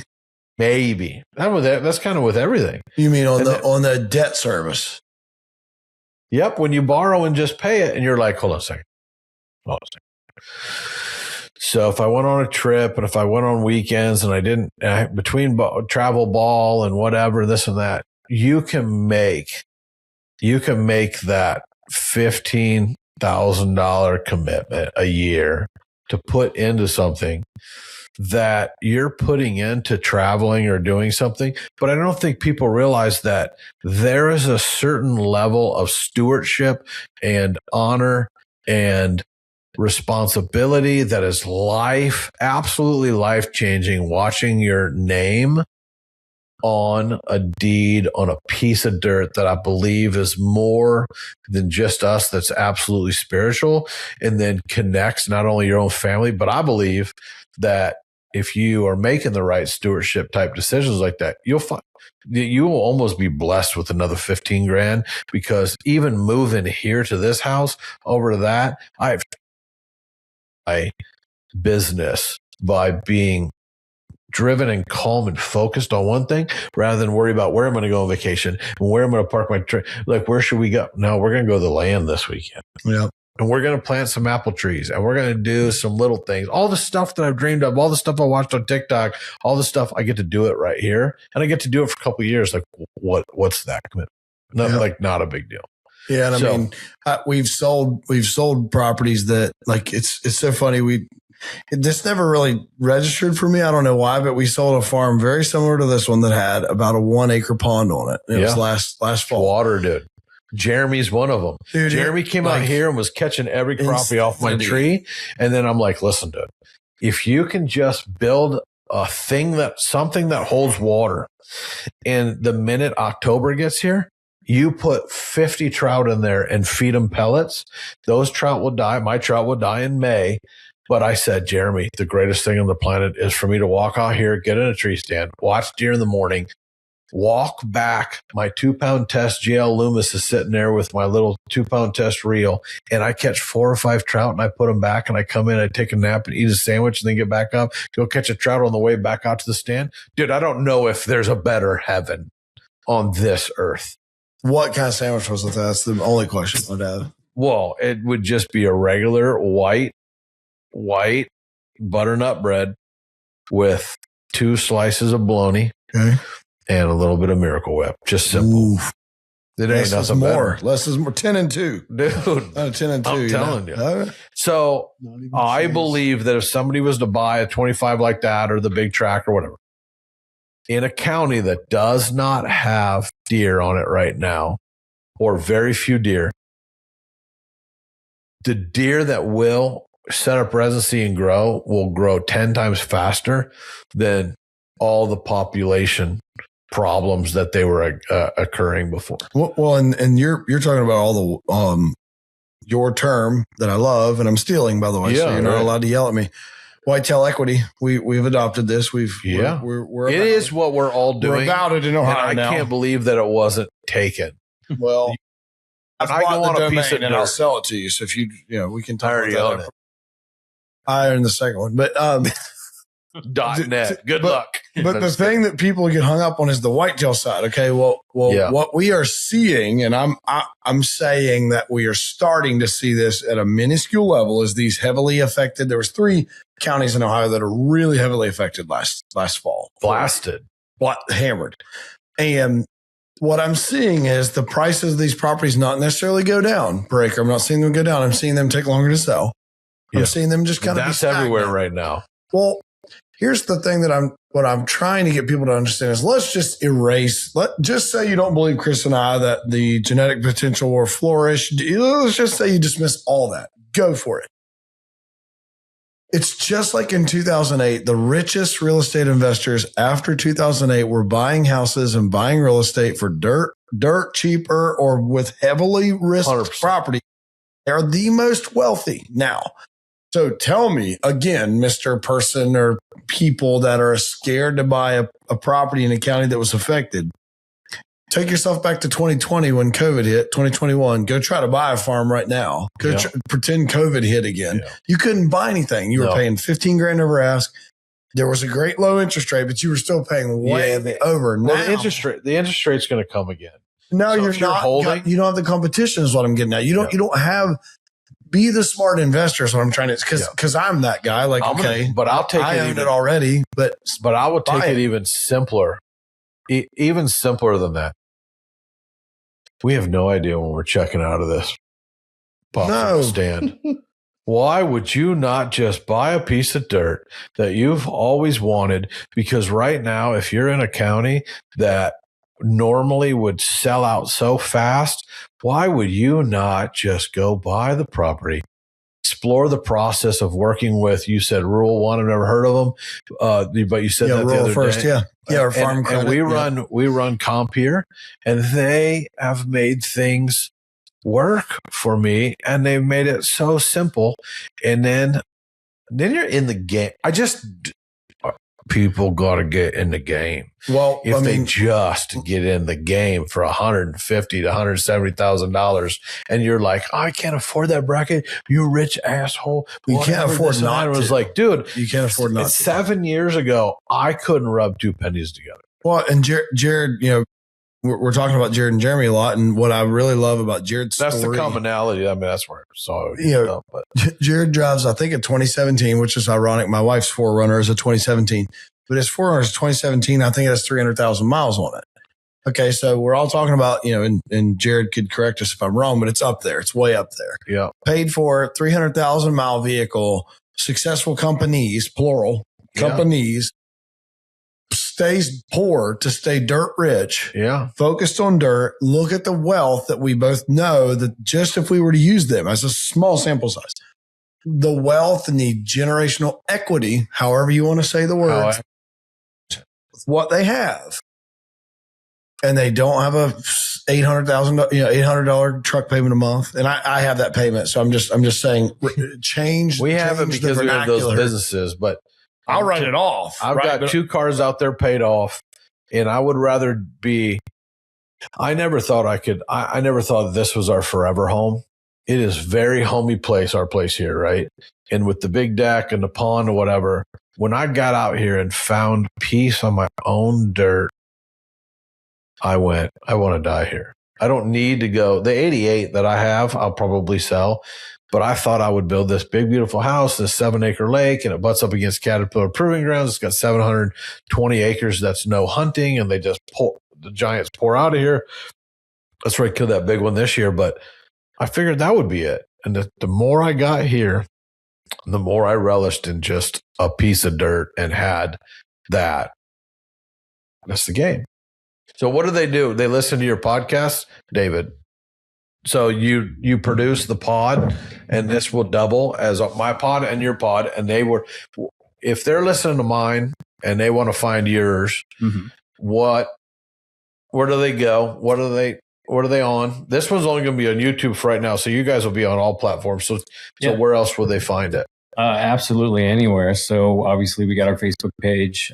They did not produce the video onto the Facebook page for me. So you're welcome. But no, otherwise, so just tell them what the Facebook page is. I love going super simple, stupid kind of stuff and like base it back and go. Nobody's ever heard of you guys before or whatever because they watch my stuff. Sure. And they whatever. live under a rock. Well, and I'm appreciative in your algorithm for sure. So you're in my algorithm like crazy. Yeah. I wish I had a David. Maybe Drake can be a David. So Spotify, they just look up Legacy Acres or what? Every podcast platform. The podcast is actually called the Legacy Through Land podcast with Tyler Mark. Okay. So it's a little bit differently branded, but it's still Legacy. Yeah. But you go absolutely anywhere. YouTube, Facebook, Spotify, Apple, you name it. It's on every platform. What's your vision? What's your vision with the movement? I mean, dude, this is a good question. I'm excited for you to get here. When I keep saying this stuff, because I stole David. So I want to know why somebody would get in a vehicle at 3:30 in the morning and drive to Illinois to hit 3 or 4 cool projects and then look at land tomorrow and do all this stuff. I know why I did it. Yeah. I was absolutely addicted to learning and the excitement, and I couldn't sit still. Is that you? Kind of. Is there a driven thing deep underneath where you're like, this is going to unlock things for me and life and broing out and opportunities? Yeah, absolutely. There's a driven thing behind all of it. I want to say that I still haven't fully figured that out, though, to be honest with you. And I'm Tyler's age, right? Yep. But I guess I'll go back to like how me and Tyler kind of came together and why I chose Tyler. Yeah. Which is because he's a guy on a mission. Yeah. That's who Tyler is. See, and me, how do you feel about that, Dr. Phil? Do you feel that you're on a mission? Oh, yeah, you're on a mission. Somebody said something years ago that I've kind of coined as what God has always been saying I'm doing is I have found a definiteness of purpose. Yeah, I don't. Ethos. It might be too late. It's ethos for me. Yeah, it's actually definitely early. wouldn't get what? It. We wouldn't get it. So the guy said when you find a definiteness of purpose in your life, yeah, being able to define it. Yep. When the dream is big, let's dumb it down. When the dream's big enough, the facts don't count. Yeah. And I found that I really like to create, and this is what makes me emotional about anybody that would come work with me. You got to finish your sentence. You're driving me nuts. I found I want to create a ripple effect. You want to create a ripple effect. Yep. And I mean that in a friendship way. No, 100%. I care about what you say. I want to create a ripple effect. Ripple effect. Yeah. Play off that. What is that? What you saw when you guys met your friendship? Kind of. I mean, I saw a lot of myself in Tyler, but I saw somebody who, admittedly, I think kind of had his act together more. Yeah. And me, I've always considered myself just a survivor. Yeah. Like I just get through the day. Like, I grew up. Okay. So I didn't reach not survive. I didn't reach where I'm at right now. Yeah. This is new for me. This is a new comfort in my basement. Drake's now family. I can have friends set up here. The first time I got money in the bank, and I don't care which of the 4 properties I own. Mm-hmm. I just want to make sure that I can lose everything and have just this one right now. That's the first time I have not been in post-traumatic stress, survival mode. But I believe a lot of 38-year-olds, no matter what we know about what the Lord says, providing for your family is the biggest. Yeah. So that keep seeking that, because that comes, but I don't have a secret sauce for you to get over that, but it is obtainable because I'm there now. Yeah. And me, I kind of like that. That's been my whole life, from high school until I entered the outdoor industry back in 2017. Is that the creative side that draws you and drives you and makes it a little wild? I've always been a right brainer. I've always been a bit of a rebel. Like, I got kicked out of my house at 16 and homeschooled myself to an early graduation, living in my car and all that. Yeah. Now, does that identify you as you get older? Because here's the healthy version. It built me. It didn't identify me. So here's the healthy version of the other side of it is, I was the bad boy on TV and off and whatever. And, did undiagnosed autistic and just wild. And, I that's where the tattoos come from. I wish I could erase all of them, because the healing comes when you realize that part, you almost quiet the bear, like Legends of the Fall, we're movie guys. Yep. Legends of the Fall, quiet the bear. Like when you realize like that bear isn't who you are. Yeah. There's an unbelievable peace that comes from that. Yeah. And I think something like, this is getting really deep here, but I think something really happened in 2025, like globally on a godly scale, right? Because I've been searching. That's like, like my whole life, and again, I was in the outdoors industry. I worked for deer and deer hunting for 10 years. I thought that I had finally found my purpose. Right. But, fast forward 10 years, it's a job. It ends up just being a job. I love the people. I love the brand to death, but, I felt like I was going nowhere anymore. And then things started to happen in life. I just started connecting with people and it led me to him. And at the same time, like, I think there was kind of a shift in the entire vibe of the country and men in general when Charlie Kirk died. Right? Yeah. And like you said, the last 6 months has been transformative for you. The last 6 months have been incredibly transformative for me in getting to know Tyler. And I told myself I was never going to leave DDH. Like, I just love the brand that much. Yeah. So shout out to Deer and Deer Hunting. Your wife's there? She still works there. Yeah. Wisconsin. They're out of Wisconsin. Yeah. Based in central Wisconsin. What are they doing now? Are they just doing content? Were you just doing content there? And they social? The magazine is almost 50. No, I think it's over 50 years old. Yeah. I don't think they've wrote anything bad about me, but they weren't part of the Intermedia game, right? So Intermedia was my first backing. Well, every magazine on the planet had me in it, but it was all Intermedia really driven. But I don't think I've ever done anything with deer and deer hunting, but I've bought it about 1 million times. I'll tell you, I asked them about you on the way over here, and their opinion's good. Yeah, good. Yeah, cool. I knew we knew you'd be terrified. That's when people say like, dude, I don't know how you deal with the hate. And I go, oh, what are they going to say? I mean, what are they going to say that somebody else hasn't? Yeah.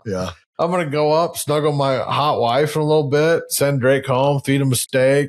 He's going to go back to the hunter house and you guys are going to do your thing. And we're going to get up in the morning and I'm going to have coffee. And I've never found anyone that is doing better than you. That has time. Nobody but doing better than you has any time to hate on you. Mm-hmm. Yeah. They just don't. Yeah. They're so busy doing whatever. It's like ordering food. If somebody takes a ridiculous amount of time, like my wife, to order food and her mom, they're like old ladies. My wife and her mom are like kindred little spirits. It takes them 45 minutes to wear the waitress down. And they always find the waitress that's like, that's all right, honey. And I'm like, I don't know. Warm potato, meat, bring it. Fine. I'm out. Jody Pay, I got to go. But I think that's how life is. People are. And I think good people that are busy doing their thing, they don't have time to be buttholes. So when you guys, so you left that to just kind of seek purpose. Yeah, I think so. And again, like I sold myself on that was my career. That was everything. And And it was the kind of career where I gave it everything, like I had an air mattress where if I needed to produce, because I produce. You'd stay in the office. Yeah, I would. Just because I had 4 TV shows to produce, all for Q3. You've done that. And at the same time, all the online content. And over the 10 years, I helped build it to great masses. But I should have hired you. You probably wouldn't have got busted for buying crack cocaine downtown Peoria. Depends on how much was in it. Right, I was going to say. I don't see you buying. I don't see you buying. As a producer in the outdoors industry, that story is told to all of us. Yeah. And we all use it as like, don't piss off your camera. So, sorry. Yeah. SoCal, man. Southern California. Yeah. Yeah. So, I had, people don't know like the side of, they all think it was one cameraman. You got one guy buying crack cocaine, my main guy, me giving up my salary for him, and then me giving everything to him, and then having people stab me in the back. And then you got other people that are, they begging for an opportunity, and you bring them into the Navy SEALs, dang special forces training, and throw them right into the wolves, and they can't take just getting berated, and you're in the trenches. I mean, this is what people don't understand is $60,000 every time I produce a show. So if I'm going to Texas and I got to shoot as many does as I can and come up with, all of this nighttime stuff, and I'm producing it all, and I'm getting a helper to help, and all they got to do is film a doe, and they can't even not make noise and whatever. Like they were going to get lit up. Yeah. I mean, there's 60. I know people will kill people for 10 grand.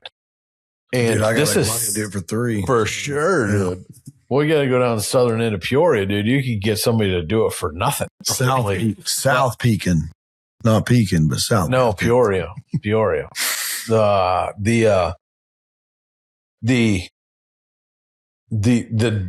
deal with 60 grand every time you film. These kids that grabbed a camera or that asked to be part of it, that was interning or whatever, most of them won't even make 60 grand in a year. Mm-hmm. And this is all riding on them being f-stop, shutter speed, focus, whatever we were shooting in. And sometimes we had to shoot slow-mos. And I'm producing the whole thing in the field and whatnot. And like, they just don't get that. And then you had some that came in, you'd give them a salary and you'd have to teach them that, all for them to go on to do this. But hundreds of them came in there for 3 weeks, give a place to live, did all this stuff. And you went through a million of them, and people think, well, you called the one kid a retard and you said this and whatever and this and that. I was like, yeah, if people filmed you without you knowing it because they had their camera down there, entrapment type stuff, is like, just imagine the horrible stuff that our wives could film us do or say, or the disgusting things, or the self that Jesus sees, and and the despicable. Like that's not changing. I'm working on progressive sanctification for the rest of my life, but like I just am glad that this is my aggressive side now, I'll pull over my truck to let somebody go around me, where before I would have ran them off the road and yelled or whatever. And now I'll just like slam my brakes and pull off the side and let them go. And that's the aggro side of what I do now. But we're all a wreck, man. But sorry to hijack the industry, but the industry side of things is like, don't piss off your cameraman, but if you're a Christian, you don't sue. So like I could have taken everyone to the cleaners, every person that reposted something that wasn't theirs, the one, so you had Salvo that was filming the deer that didn't shut it off. That's one thing. I admitted guilt to that. And I was guilty for not getting out of the blind to look for the other deer, and that I shot the one or whatever, but I shot a third deer too, like 4 days earlier. Like nobody really knows what happened. They just like to be mean and be like, oh, he screwed up everything. Be like, well, great. I like my eggs poached too. Sweet. Well, let's move on. It's like, and it's like, Chip was a despicable person, but I played savior complex forever on most of these guys. My best and favorite lifetime doing my career was running around with my best friend Danny, and we grew up together. You don't get any better than that dude. And that dude, be in the trenches handing me freaking grenades to throw, and those are who you should have picked, right? In the industry. And you should have but if you don't have anybody looking out for you, like you're looking out for him and hopefully he's looking out for you guys and watch your six. Dude, I was just full of talent and vision, and I was running 300 miles an hour and I couldn't keep up with myself, let alone have anybody watch my six. And so hopefully, that's where you guys are at, is watch your six. But you were producing 4 shows and then the magazine and then all the social media content. Stuff. What do you, David, love to do out of all of those things you did at deer and deer hunting and now do at Legacy Acres? And then what's the podcast name? Say it one more time. The Legacy Through Land podcast. Legacy Through Land podcast. You guys look it up. Yeah. So what I like to tell everybody is that, like, I grew up not hunting. Right. So I didn't hunt until I got that job in 2017. Yeah. And I grew up in Southern California wanting to be Steven Spielberg. So my core is storytelling. Right. What's your favorite movie? Steven Spielberg. Spielberg movie? Mm-hmm. I mean, my favorite movie is not the Spielberg movie, but if I had to pick a favorite Spielberg, probably E.T. Yeah, man. I'm scared of E.T. still to this day. Yeah. I hate aliens. I can do a pretty good aliens. No. I can do a sound effect of him pretty well. No, you'll freak me out, dude. Post-traumatic stress. I'm serious. Aliens freak me out. But no, don't. If you show up with a red finger in my room one day, I won't. It won't be good. We had to throw out an office chair in my house because my sister. The head. The thing, neck. The neck. And it had the little things. We had to throw it out because she was like, that's E.T. We had literally. She was like 12. I like your sister already. I'm 48. That's a little too. He's a little higher. Do you want to do the yell? Elliot.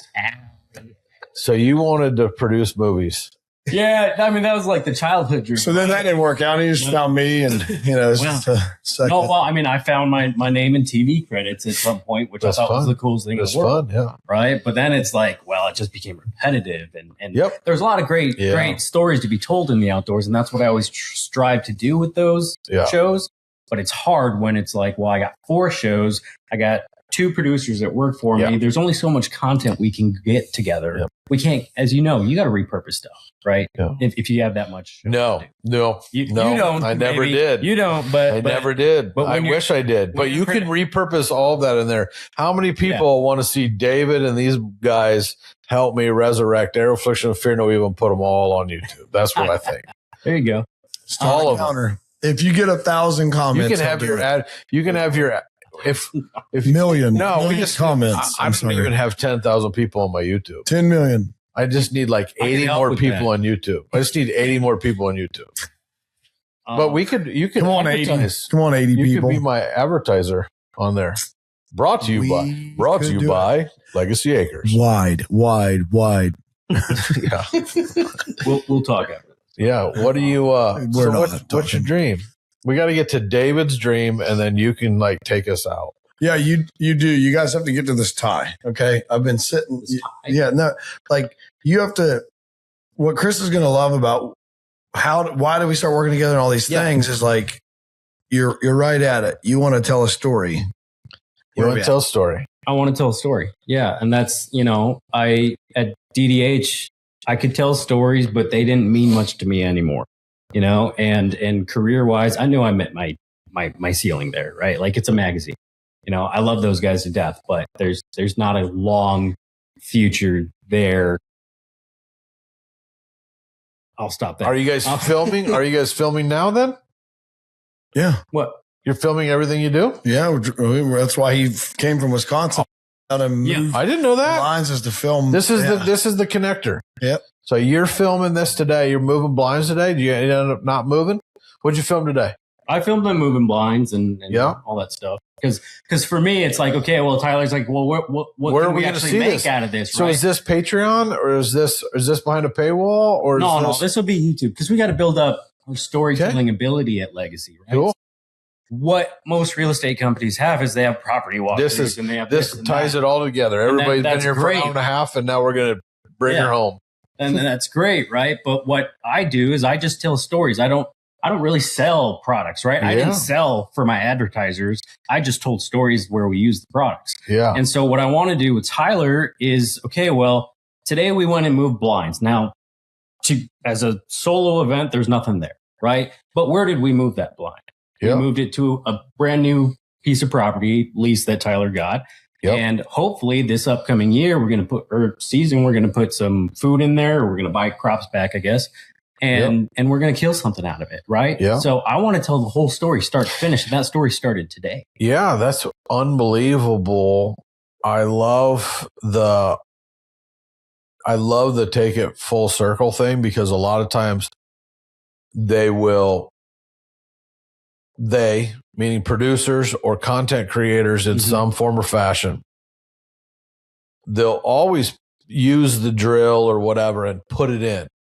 They never go back to the same location and say, fast forward 97 days. Yeah. They don't show the secondary, even if they don't kill.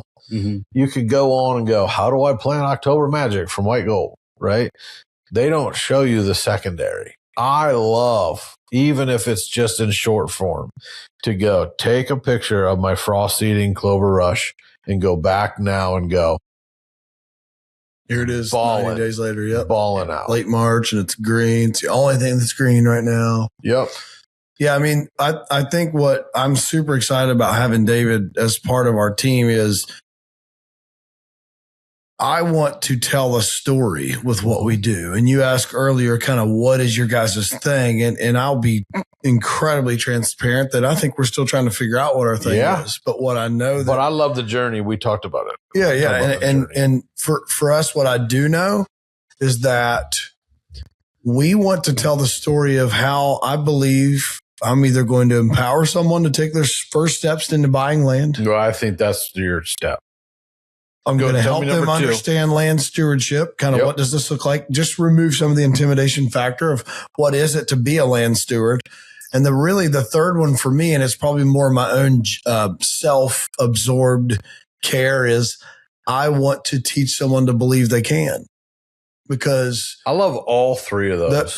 The belief that you can will unlock generational legacies for you. But back that up, because it's not self-absorbed. No, that was your God-given purpose. No, that's a God-given No, but there's something to do with humility as an older man, and he's on the cusp. These guys are on the cusp of it at 36 and 38, right? 37. 37. The most they're dealing years of your life, just by the way. Well, you're right. You're just in this spot where you are young enough to go balls out. You feel like you need to leave a legacy.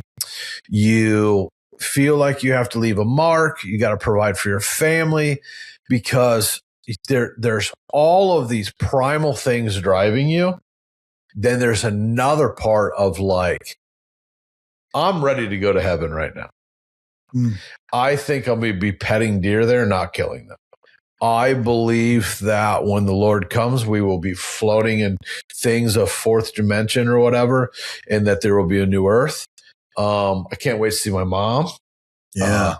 But there is a part of humility, and that's how a 37-year-old man will describe it to a 22-year-old, that the absorption of, I feel that it's a little selfish because we're on the back nine at 37 plus, right? And it doesn't make sense till you're older that there is this cautiousness.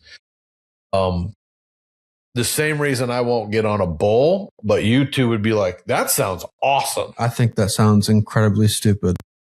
This guy would get on it tomorrow. He get on it right now. You know the only thing dumber than getting on a bull? What? Getting on the bull again. Getting on the bull again. This guy would get on a bull right now. And if I was 21, I'd get on a bull. If I was 30, I'd get on a bull. At 36 and 37, you start having these reservations that you go, am I saying that humble enough? And it's a real spiritual battle for the next couple years on the backside of 40, where you go like, you have a nervous breakdown at 40. your body starts breaking down. Your hair goes, it turns white, your knees, all these things hurt. But the wisdom you get at the same conversion of that is one where you go, yeah, don't worry about pizza, guys. I'll just go get some steaks. I already have this ready. We'll just have this. Come on. If you guys are willing to drive, I'm willing to do this. If you will. Dude, I didn't have that. I didn't have that until the world meant it for bad and my Lord meant it for good. But see, when you read it, you're like, I know his heart. He's good. But he's like trying to find this wise older guy. At the same time, he has these things to prove. That's why the clock is ticking to leave a legacy. And that's why it's driven to teach a bunch of people. And I was that way to my own demise at 38. When everything happened, that happened at 40. 4 years earlier was 36. So at 36, everything had happened before my huge rise to fame, because I wasn't even sponsored by the things and stuff I was wearing. I just had an intern running a dang camera. No different than this. No different than nobody's going to ever care if I shoot 2 of these deer. I don't even know if I hit the first one. That's the one we're after. Let's kill this one and sort them out later. If that other one's dead, we'll just go buy another tagger, figure it out, or go to landowner or whatever, bury it. I don't know, but that one's not our worry. This one's our worry. Let's go ahead and do this one. It's the same way as the one 5 days earlier that I couldn't find and walk 3 hours for. It's the same one as the car hit the other one. They're stupid deer. They're here for our dominion. The laws are from the state and the feds. That the fact is that the thing that happened to me, everybody's like, he doesn't take it serious. Bullshit. I paid $30,000. I sat out for friggin' 3 years.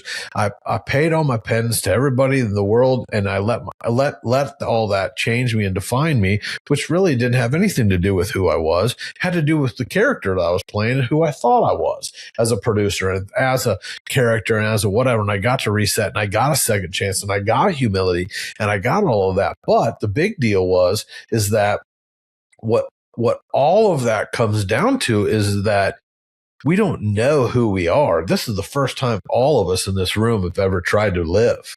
And so you balance at different ages to be humble. I mean, he's got his name on a podcast. He's got his name on his shirts and this brand he's building, whatever. And so when you say little things like that, and then this isn't me calling out, I just love diving into these, is that the reason that we say that or find that is because we're trying not to have people judge us that we're speaking the truth. And so he doesn't need to say that. But if he wants customers are neurotypical. They don't own businesses. They won't even buy the 25 acres just over the border in West Virginia. They sure won't. What? They won't. They won't what? Sure won't buy it. Yeah. No, I dare you guys won't buy that sucker. But like, so that's why I decided when Drake and Gavin and me were going to do this was like, I just wanted to tell really real stuff that is in my brain because I had to live it. And you just can't imagine how it changes from 22 to 48. You just cannot imagine. Like it is, it's unbelievable. And I've lived 1,000 lifetimes. I've lived all of our dreams in this room and was blessed to do it. And none of them means anything compared to Acts 20:24 and how I finish the race from here on out. That's it. What I can give, but I'll guard my heart. Like I'll love on somebody. Like my friend right now is driving me nuts. I'll love on them. It's dark market junk. But my heart, dude, I got to guard my heart. Yep. You know what I mean? So like, it's just man stuff. So I can't wait to see what you guys do with capturing some of this stuff. Are you into filming, Wes? I'm into everything at this point. Yeah, you're open to it all. You're 22, except for bulls. I mean, seriously, the last 3 weeks of being with us, I mean, he's brand new. So this is, I'm sure, just wild to see how this will age in a year, even. But I told him you're gonna have to know a little bit about every single thing we do, because you may weed eat a fence, you may show a farm, you may put a sign up, you may go meet an investor, you may pick up a gutter, you may service a truck. So you're not a real estate agent. Nope. And that diversity is where you want to stay? I'm undecided. Yeah. I've really, being an agent, there's things I can do because I'm not an agent that agents can't do. Yeah. And I really enjoy that. Well, that's why we're not part of the MLS.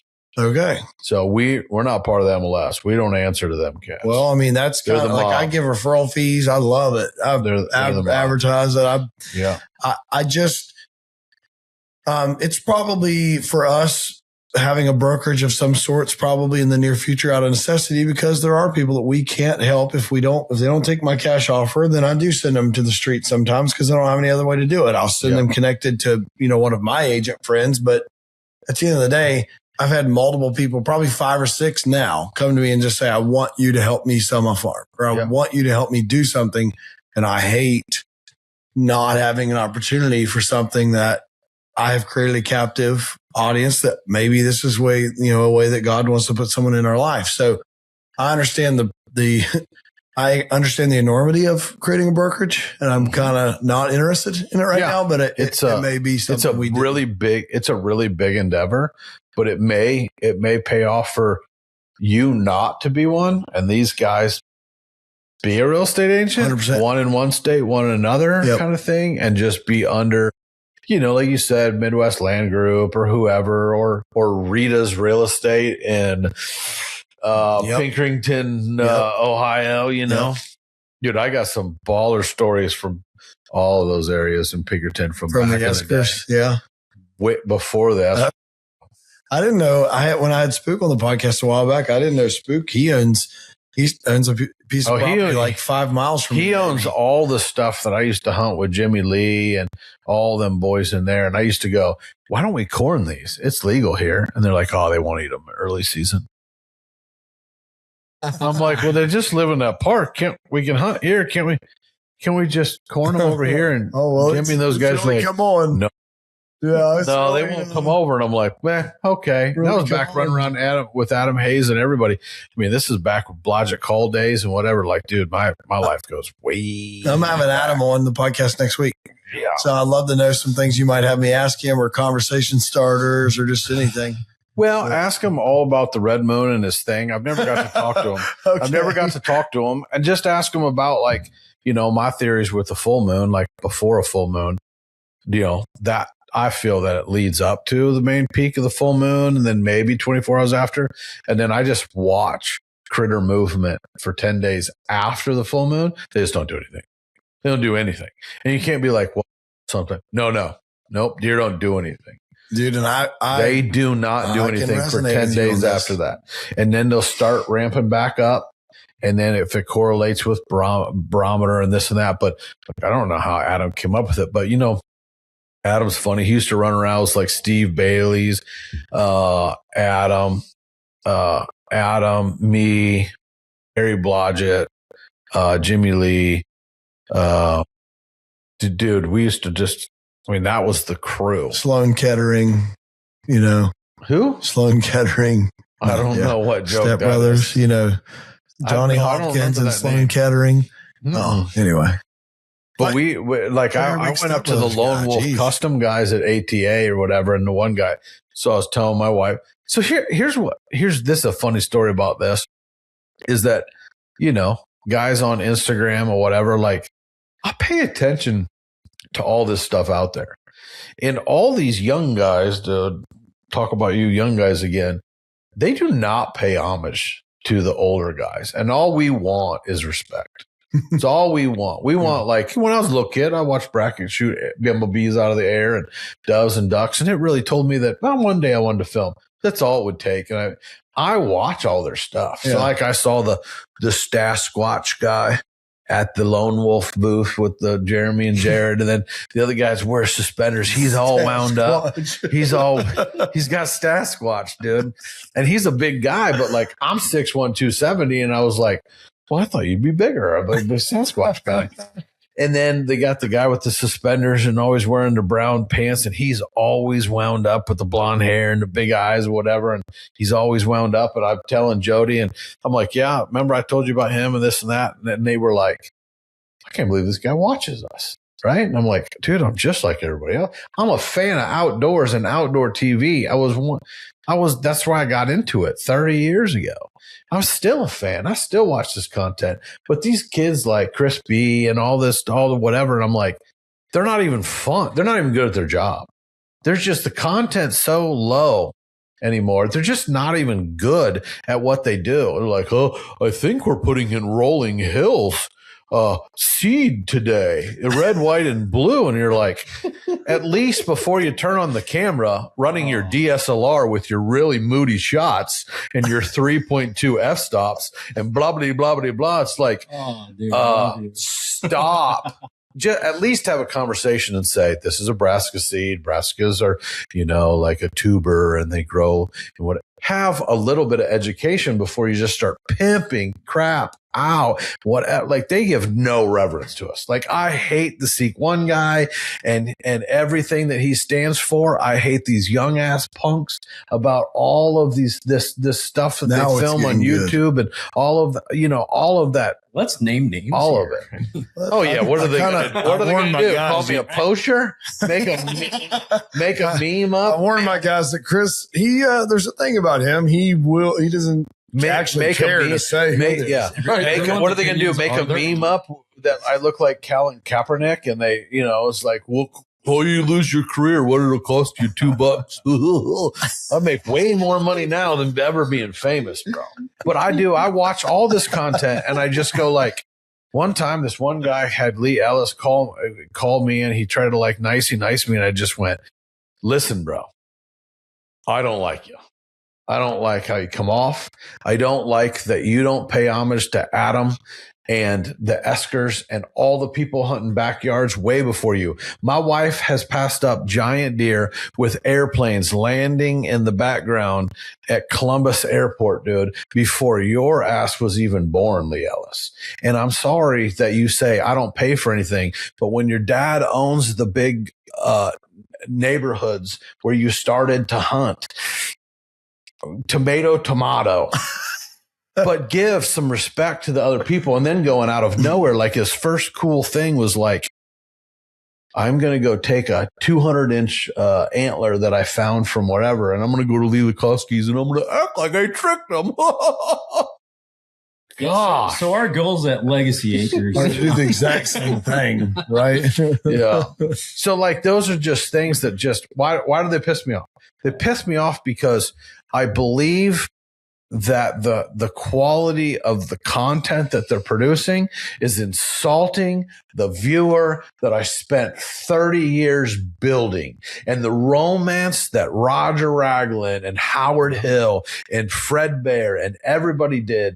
All of this stuff and the primetime videos and the Realtree videos and all the stuff we all grew up on, they haven't even seen them. They could care less about them. And I just think that it is the dumbest thing to watch flash in the pan superstar YouTubers think that they're the coolest thing ever when they literally have nothing. And I spent a life living for the fans, the same ones that want to slit my throat because I shot a second deer. And I would have done it. I would have done it if there was a camera there or not. It was the way I grew up. And I paid my price because it was illegal. And I gave up. The minute I knew that it wasn't about me and it was more about agenda, I said, here you go. I'll pay my fine. I'll give up. You win. And I sat out. But these new kids. So I say all of that to go, please make good content. Just please make good content. Tie him into what he's doing and make it really and live and make it live scenery. Don't shoot too many crazy wild DSLR stuff with 15 other cameras and all of these things. Now they got mirrorless stuff that we're filming on, and I've got $40,000 worth of five. I don't even know what they are. FS5s and FS7s sitting in the closet and all of this stuff. And everything I feel like I fought for 30 plus years to make some of the greatest outdoor TV on the planet we all did. I feel like all the Chris B's and the whoever's and the Seek Ones and whatever, they just piss on it. I like it. They just piss on it, man. Can I put a weird icing on this cake though? Not this cake as our entire podcast and time together.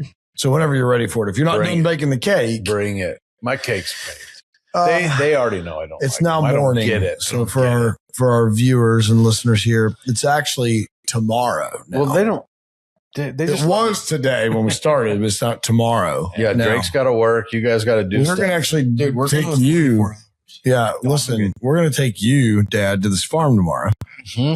This is going to be our newest project farm in Knox County, Illinois. You've heard of it, Knox County. Yeah, we're in. So this is what I want to say to Chris Brackett, because I've listened to Chris Brackett for a long, long time, and I kind of knew of the Chris Brackett that was the character, let's call Chris Brackett. Jeremy likes to refer to him as the Booyah Bracket. Okay. So Booyah Bracket was a really good time. But and I've said this to anyone that will listen, and this will be one of the things that I'll remember Chris for forever, because he like talked to my soul at a time, and that he talked to a lot of people's soul, whether they'll admit it or not. He said a lot of us are out here hunting, and we spend all this time hunting, and we try to hone our craft with hunting and being in the woods, and we're hunting a deer, and that's what we think. But we're actually just hunting for our soul. We really are. And what I have loved seeing from you, hearing from you, feeling from you, resonating from you, and anything I've listened to you put out or anything you've been a part of, is your heart is really good, and it's really healed, and it's really whole, and it's really I still have real. a black heart, though. I'm a sinner till the day I die, but But you've had restoration. You've had a ton of restoration. But it's still black. The Holy Spirit living through me, and even to now where I'm convicted that I need to clarify, even though I would love to spank those two young boys on YouTube and say, you can do better. That's it. Why would I get all angry earlier and be like, because they could do better. Sure. It's just fly by the night, whatever. I know, but I'm convicted of it. So I just want to say, Crispy and the Seek One guy or whatever, they can do better. You're doing shoddy little fancy tricks. Stop it. Do something worthwhile. I'd like to watch it. And I'll add that if you want affirmation of that opinion, and I don't even watch Seek One, so I can't have that opinion on that. But that's always kind of been my opinion since I started producing. I think it's more opinion than anybody else, but they don't. No one would say it. Wants to say it. Yeah, but they will. Like, if you just have to listen. So again, if you want affirmation of that, my favorite thing to do as a producer was go to a small town in Wisconsin. I'm not discrediting what you say. Go to a tiny town. But I feel convicted with this. That thrives on the hunting season, right? Go sit at the local bars. They watch Sportsman or Pursuit Channel or whatever, and listen to what the guys sitting there are talking about. And all it is complaints. It's, I'll never be able to afford that land. This is just an outfitter commercial. And, who wants to watch 4 minutes of these ducks flying in slow motion because they don't have a story to tell? Yep.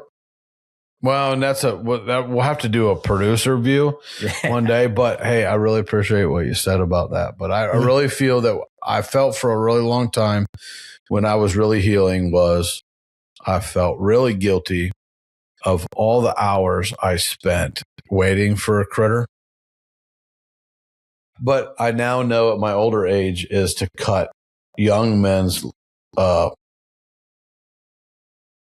kind of hell on earth in half. Yeah. Even if they know the Lord, mine is to shorten their wisdom.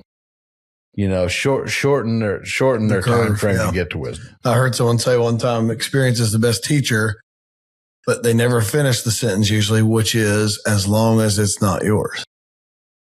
The experience. Right. And most of us are burn your own time. If you're waiting on it to be your own experience, it's not the best teacher. As long as it's not yours, it's the best teacher. Commonality that we keep talking about over and over is we are forged by fire. We are not going to listen to other people. We can kind of teach us, but even when somebody hires me as a consultant, I run into two problems. So if somebody hires me as a consultant to go to their property, I run into two problems.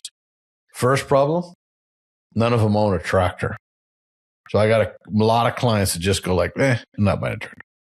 Not buying a tractor, not buying the implements. And you're like, how are you going to do this?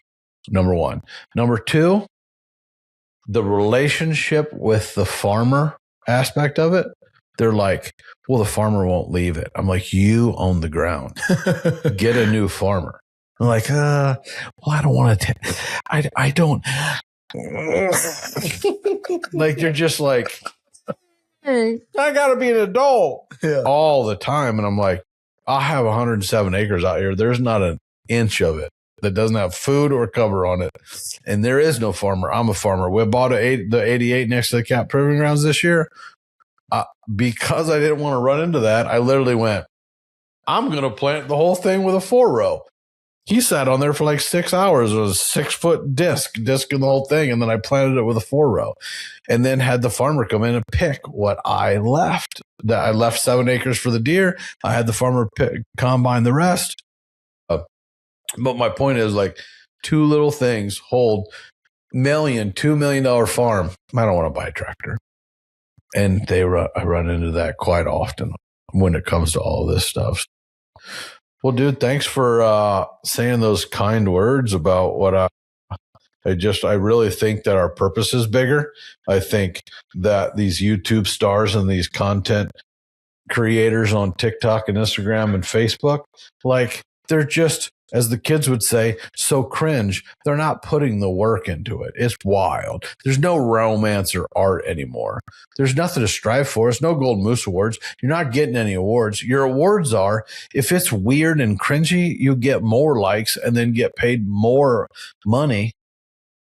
And so the quality isn't of importance anymore. And I hate that. No, it's been a real struggle for me just being in the outdoor space with being in the, even in the land quadrant of it. I've tried to just intimately stay in the land quadrant of it. Yeah. I'm pretty, and I say pretty allergic to like the sponsorship stuff. And like, yeah. I just don't really have any interest. Well, I have some great partners like White Gold.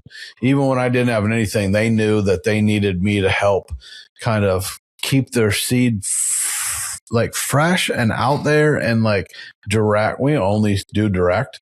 So like I can buy some stuff at Kelly Seed or I can buy some stuff at Bass Pro. But like if I want super high quality stuff that's fresh, they just send it out of Michigan and it's to your door, like White Gold stuff. And then I shoot the beast and then like, we got Cantrell Taxidermy and whatever. Like they make this stuff, they make this stuff possible. And like the Lowdown Viewer, that's out of Wisconsin with Al. It's like I should get you one. It's got a card reader in it.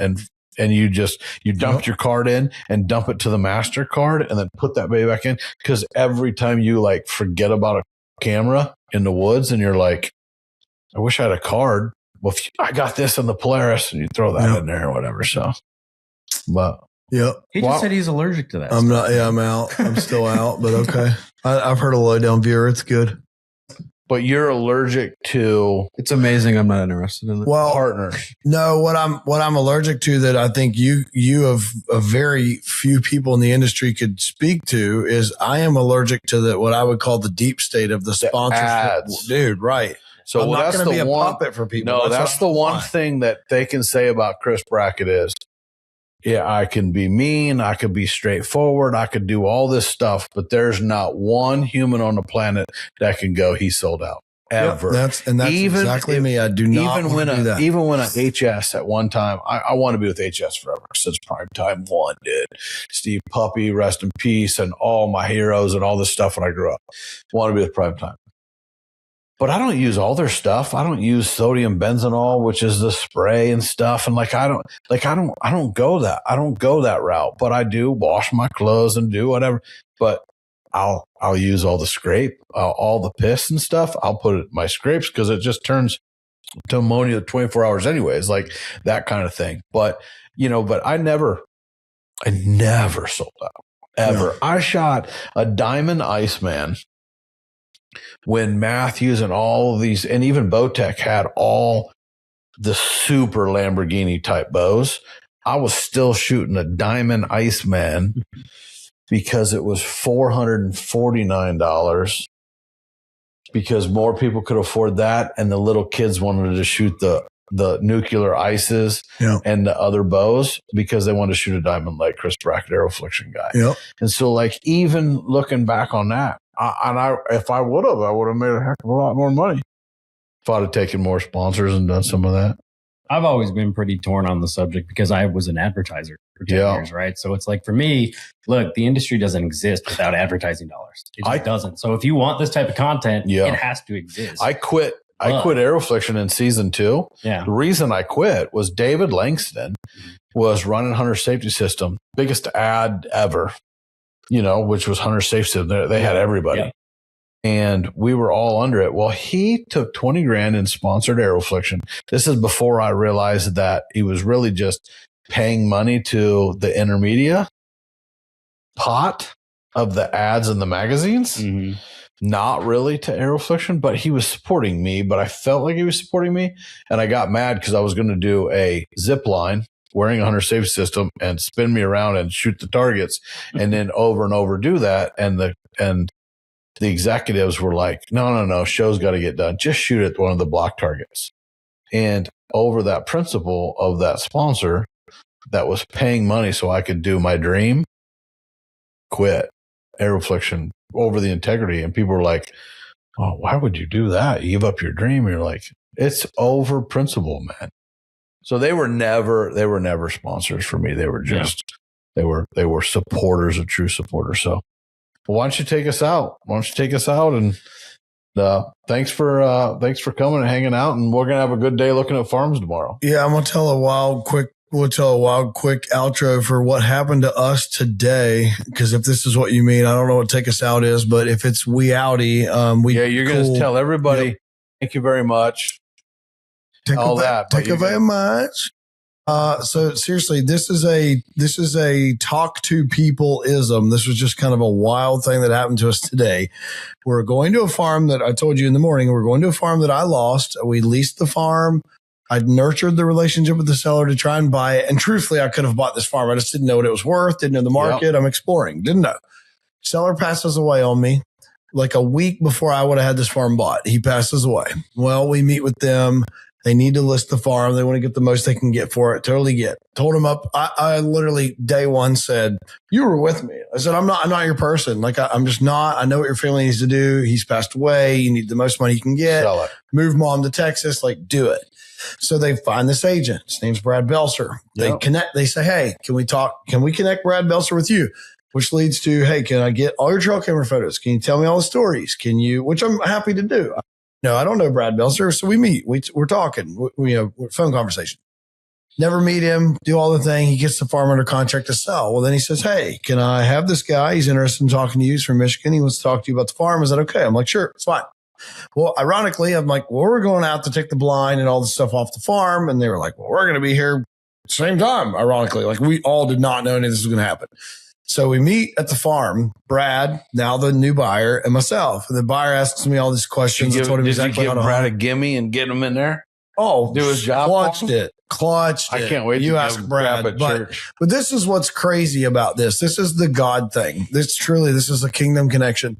So as the day's going on, and these guys they're all like laughing because I'm giving this guy, the new buyer, I'm getting him a free consultation on the farm. Yeah. They're asking me to take him around, everywhere, everything, telling him exactly what to do, where to put plots. But you can just tell the guys just kind of like, I would want somebody to do this. Like I love what you guys are saying, but I'm not going to be the guy doing it. I got that vibe. And at the end of it, he's like, well, hey, how about this? And we go back and forth. Long story short, we go back and forth on like, how about you? He said, I want to lease this farm. I'm going to lease this farm. I'm only going to hunt it like 3 or 4 days a year. I'm just going to lease this to some hunters. I knew this like up front. I'm like, this is the weirdest thing. I would never do that, but I'm not telling you that. Yeah. You do you. So he's like, well, why don't I keep, I'll buy the blind or just give me the blind and I'll let you guys lease the farm. Long story short, we go back and forth to where he's buying this blind from me and he's leasing the farm back to us for 2 years. No money. I'm just doing the food plots. Yeah. We're doing the full reign of the farm. He hunts it like 3 to 4 days. And at the end, he says, hey, I know with your renovation projects, your flip farms, I've got cash. If you want to do something together, let's do it. The point of this conversation, this story is, it's not to pat my back. It is. Okay, let's start at the beginning. How'd you find the farm, Tyler? I sent letters. Yep. Okay, I sent a letter. How'd you get to lease the farm for next to nothing? Nurtured the relationship. How'd you get the chance to buy it? Nurtured the relationship. Screwed that up. Didn't buy it. I should have bought it. Nurture the relationship. Go to the realtor. How do you get any connection there? Nurture the relationship. New buyer. Could have just been like, hey, sorry, I'm not interested. I'll get my blinds off. You guys have a good one, but I'm busy. Yeah. Nurture the relationship. By the end of it, guy's probably going to be an investor, for sure a friend, man of God, great man of God, and said, how does God not put this all together? Yeah. We lease the farm back and he pays me for my blind. Yeah. He just wants a great investment. He wants a great investment. He wants to hunt with good people. And he wants to, I always just tell people, yes, people make fun of me. Like, hey, you just talk. Great. I own that. This is what it gets me. Yeah. This is what it gets me. Yeah. Relationship building is constantly what I will say is the key to all of it. There was time in my life when I went from high school to, working odd jobs or whatever to superstar or to creator, producer, cameraman, travel the world, chase my dreams, catch them, catch every one of them, do all that stuff. Did not know how to people. A little bit on the autism side. That was a little bit of it, not being able to be neurodivergent and be able to understand and read cues, but didn't know how to people. Within the last year, being able to people, slow the game down, actually find the connection like you're talking about, like, what do you want? I realized that people didn't want what I want. A lot of people want different things. Yep. And that's okay too. Like, and it has to be a both and. It's not an either or. Because they're not pushing the dopamine, giant deer, best land. Like these things that I love, they're not hitting that button. A lot of them are like, yeah, I got problems, but money's not one. And they want to invest. They want to be around people. They want to learn from you. And then they go, hey, if you got anything else, let's buy stuff together. Yeah. Yeah. So it's just, anyway, God is good. So on the outro here, seriously, thank you for your time. Thank you for putting Appreciate us on. it. I'm excited to,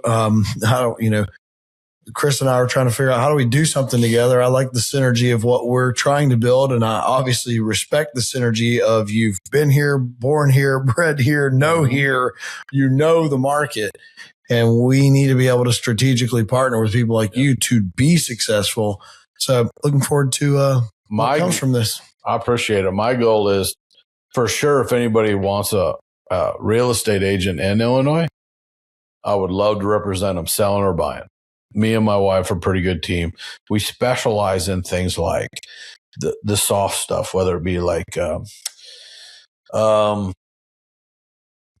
when somebody dies and like all of the state stuff and the super special handling and the, just the maneuvering through that. My wife's just a blessing when it comes to that because we've lost 3 out of our 4 parents and been through that several times. So at probate, and all those things, we're the people to go on that, and then for me is I find, and this is something that I would love to take Whitetail Equity next level is I don't believe anybody should buy a property across the country without having me at least, if I get a referral from them buying, they're buying over in Ohio or wherever, instead of paying me for a consult, let me get the referral and work with whoever's selling it, no matter what state they're in. Let me make $3,000, $4,000, $5,000 on that referral fee, which is just a piece of paper that we're working together. Yep.